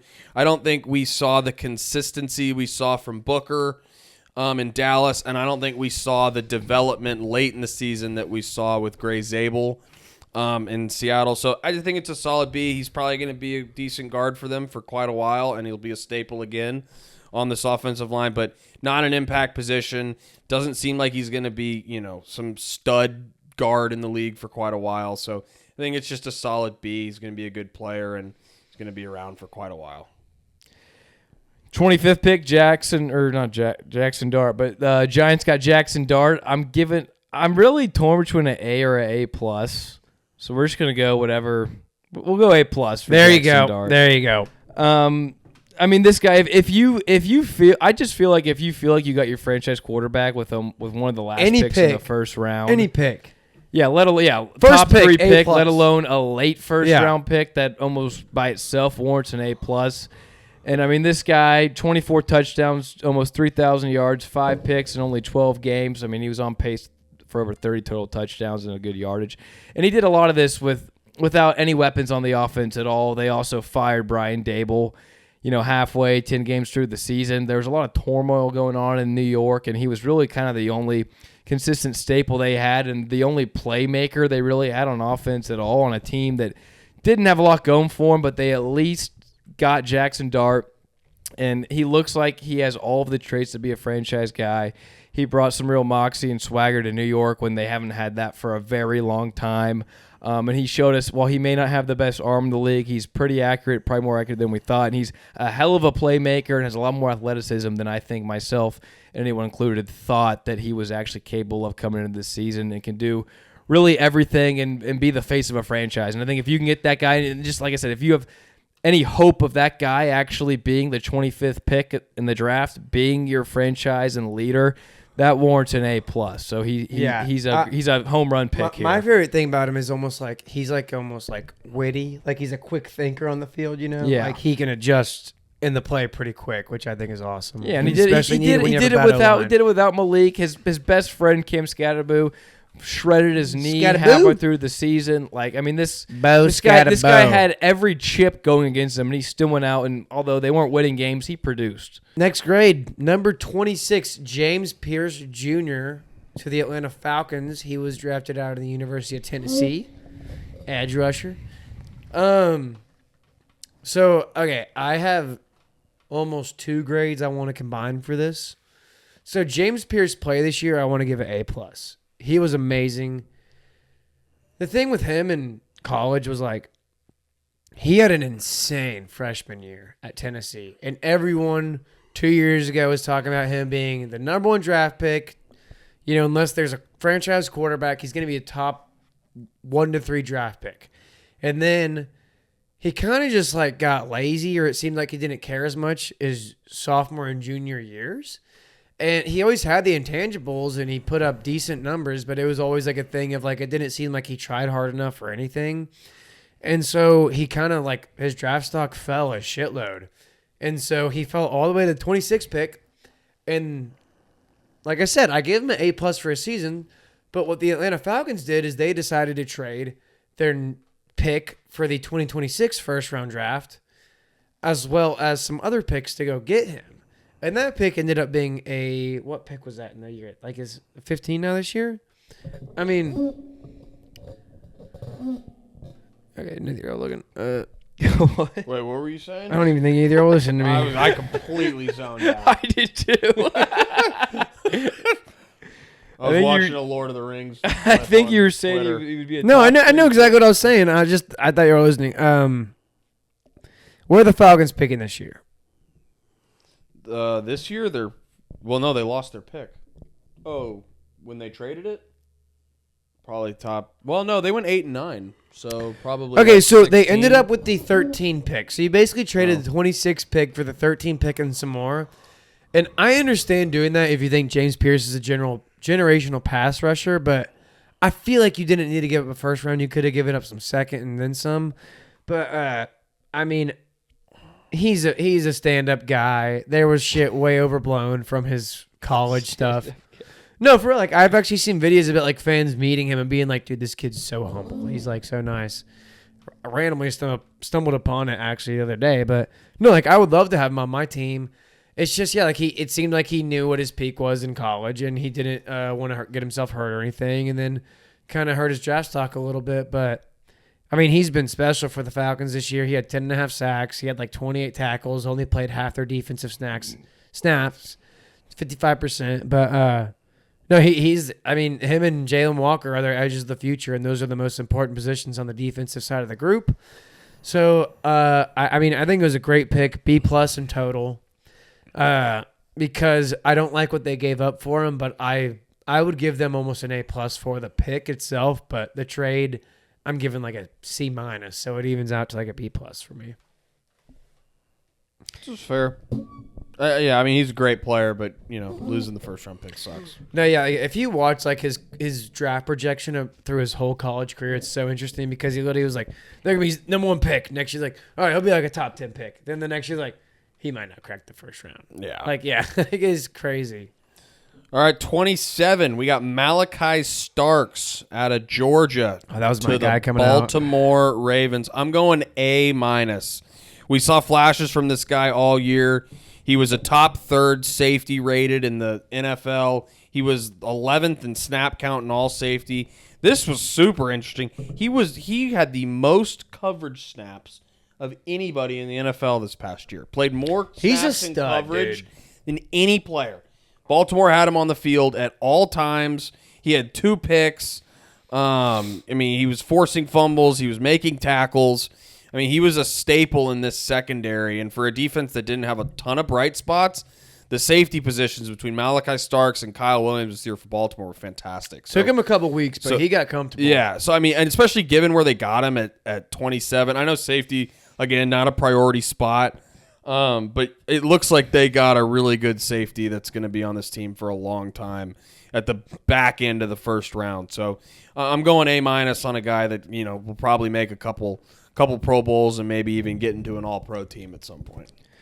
All right, Lions at 28 went with Tyleik Williams. We'll give him a C. This wasn't a sexy pick by any means. He was a rotational D lineman for me. He had 1 sack on the season. He was a decent pass rusher. He's got a fairly high floor, but, his upside's kind of limited. What a shit pick. Yeah, really just a boring pick, to be honest. And on a Lions defense no one expected that. Yeah, like on a Lions defense that wasn't that great this season. They need Their a line. first-round pick really couldn't do much for him. There's really not much to be said about this guy. He didn't even start for me. He was kind of a limited player, so he's just a C. All right, next one, 29. Washington Commanders took Josh Connerly Jr. out of Oregon, tackle. He was not very exciting either. Let's just be real. He's almost a mirror version of that player Cole just talked about. He played 14 games starting. He gave up 8 sacks. Not promising at all. I don't have how many flags he had or anything, but he was just not very good this year. There's people saying that he showed promises. I haven't watched the tape, but it's just I'm very skeptical about the Commanders GM and his ability to draft. I understand they got Jaden Daniels right, but it seemed like that was almost just a luck falling into thing because he was a clear two. A 11-year-old retard of Madden would have made that pick.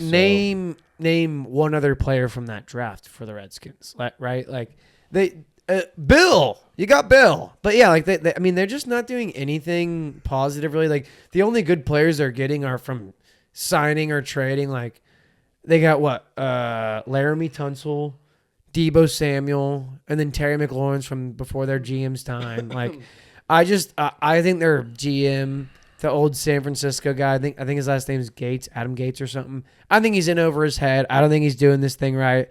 I don't think this guy's going to be anything. I'm giving them a D for this pick. Okay. All right, for the 30th pick, Buffalo took Maxwell Hairston, cornerback. He's been good. He's been solid since he started playing. Yeah, he's been all right. He was like the 50th rated corner. Dude does not tackle at all. He had 2 picks. You're drafting 30th overall. You're drafting a cornerback. So I'm going B-. He didn't really do a whole lot for him this year. He also did not play many snaps at all. He was 110th in the league in coverage snaps, 102nd overall in total snaps. So obviously Buffalo wasn't using him a whole lot. But in the snaps he did play, he was fine. He did his job. He's fast as shit. I think the biggest thing with this guy is the fact that Luther Burden was there. Yeah, and you could have used that guy bad. Definitely. But that's something I think needs to factor into draft trade so much heavier is like the guys that were left. That's why I'm like with the Tet pick. I'm like he was perfect for Bryce. Like, but yes, sorry, keep going. Yeah, no, he's a fine pick. He's a late round corner. He did fine. It's a B-. All right, Jahad Campbell, Philly at 31. I'm giving him a B. He's a really good player. He was good in coverage. He was a decent run defender. He had 21 run stops. They played him a little bit at off ball. They put him on the edge a little bit. He's got some bend. But once Nakobe Dean came back, this guy pretty much lost his job completely. He only played 1 snap in the playoff game. But this guy obviously has great potential. He could be a really good player. He's versatile. It's just it kind of goes down to the fit, right? Like what Philly's got so many guys like this, so I don't really know what their use is for him, and obviously that goes to show they didn't even play him in the playoff game, their most important game of the season. So, but the talent's there. He could very well end up being a really good player. It's just this guy would make a lot more sense on some other teams probably. So we're just going to sit him at a B. All right. Last and, maybe least. It could be the worst pick if I choose it to be. But no. Last pick in the draft of the first round, 2025 draft, Kansas City Chiefs took Josh Simmons out of Ohio State, the tackle. This guy coming out of college had a lot of injury history. He also transferred to Ohio State. Like, just kind of an interesting history in college. Like, a lot of adversity faced, a lot of, rocky roads, whatever you want to call it. But, he made his way. He was impressive in his last season with Ohio State when they won the Natty. And he was an exciting prospect. He was a first-round pick. And so, he played 8 games because, like I said, he had injuries. And those injuries factored into his season. He played just under half the season. He played like 45% of the games. But in those games, he only allowed 2 sacks. He did have 8 penalties, though, which is pretty much it is 1 per game. And then he was really good in the pass blocking game, but not very good in the run blocking game. But I think he had a solid enough season to warrant the Chiefs to be hopeful and excited for him in the future, but I'm going to give him a B- for the season because his main thing is every time he was on the field, he looked like a great player, but it's about being on the field. The best ability is availability, and if you can't do that, especially in the NFL where you're getting knocked and rocked all the freaking time, you don't belong. And if he needs to be able to play a full season if he wants to prove his worth. All right, that's going to do it for PT episode 5. Yes, sir. Let's go, baby.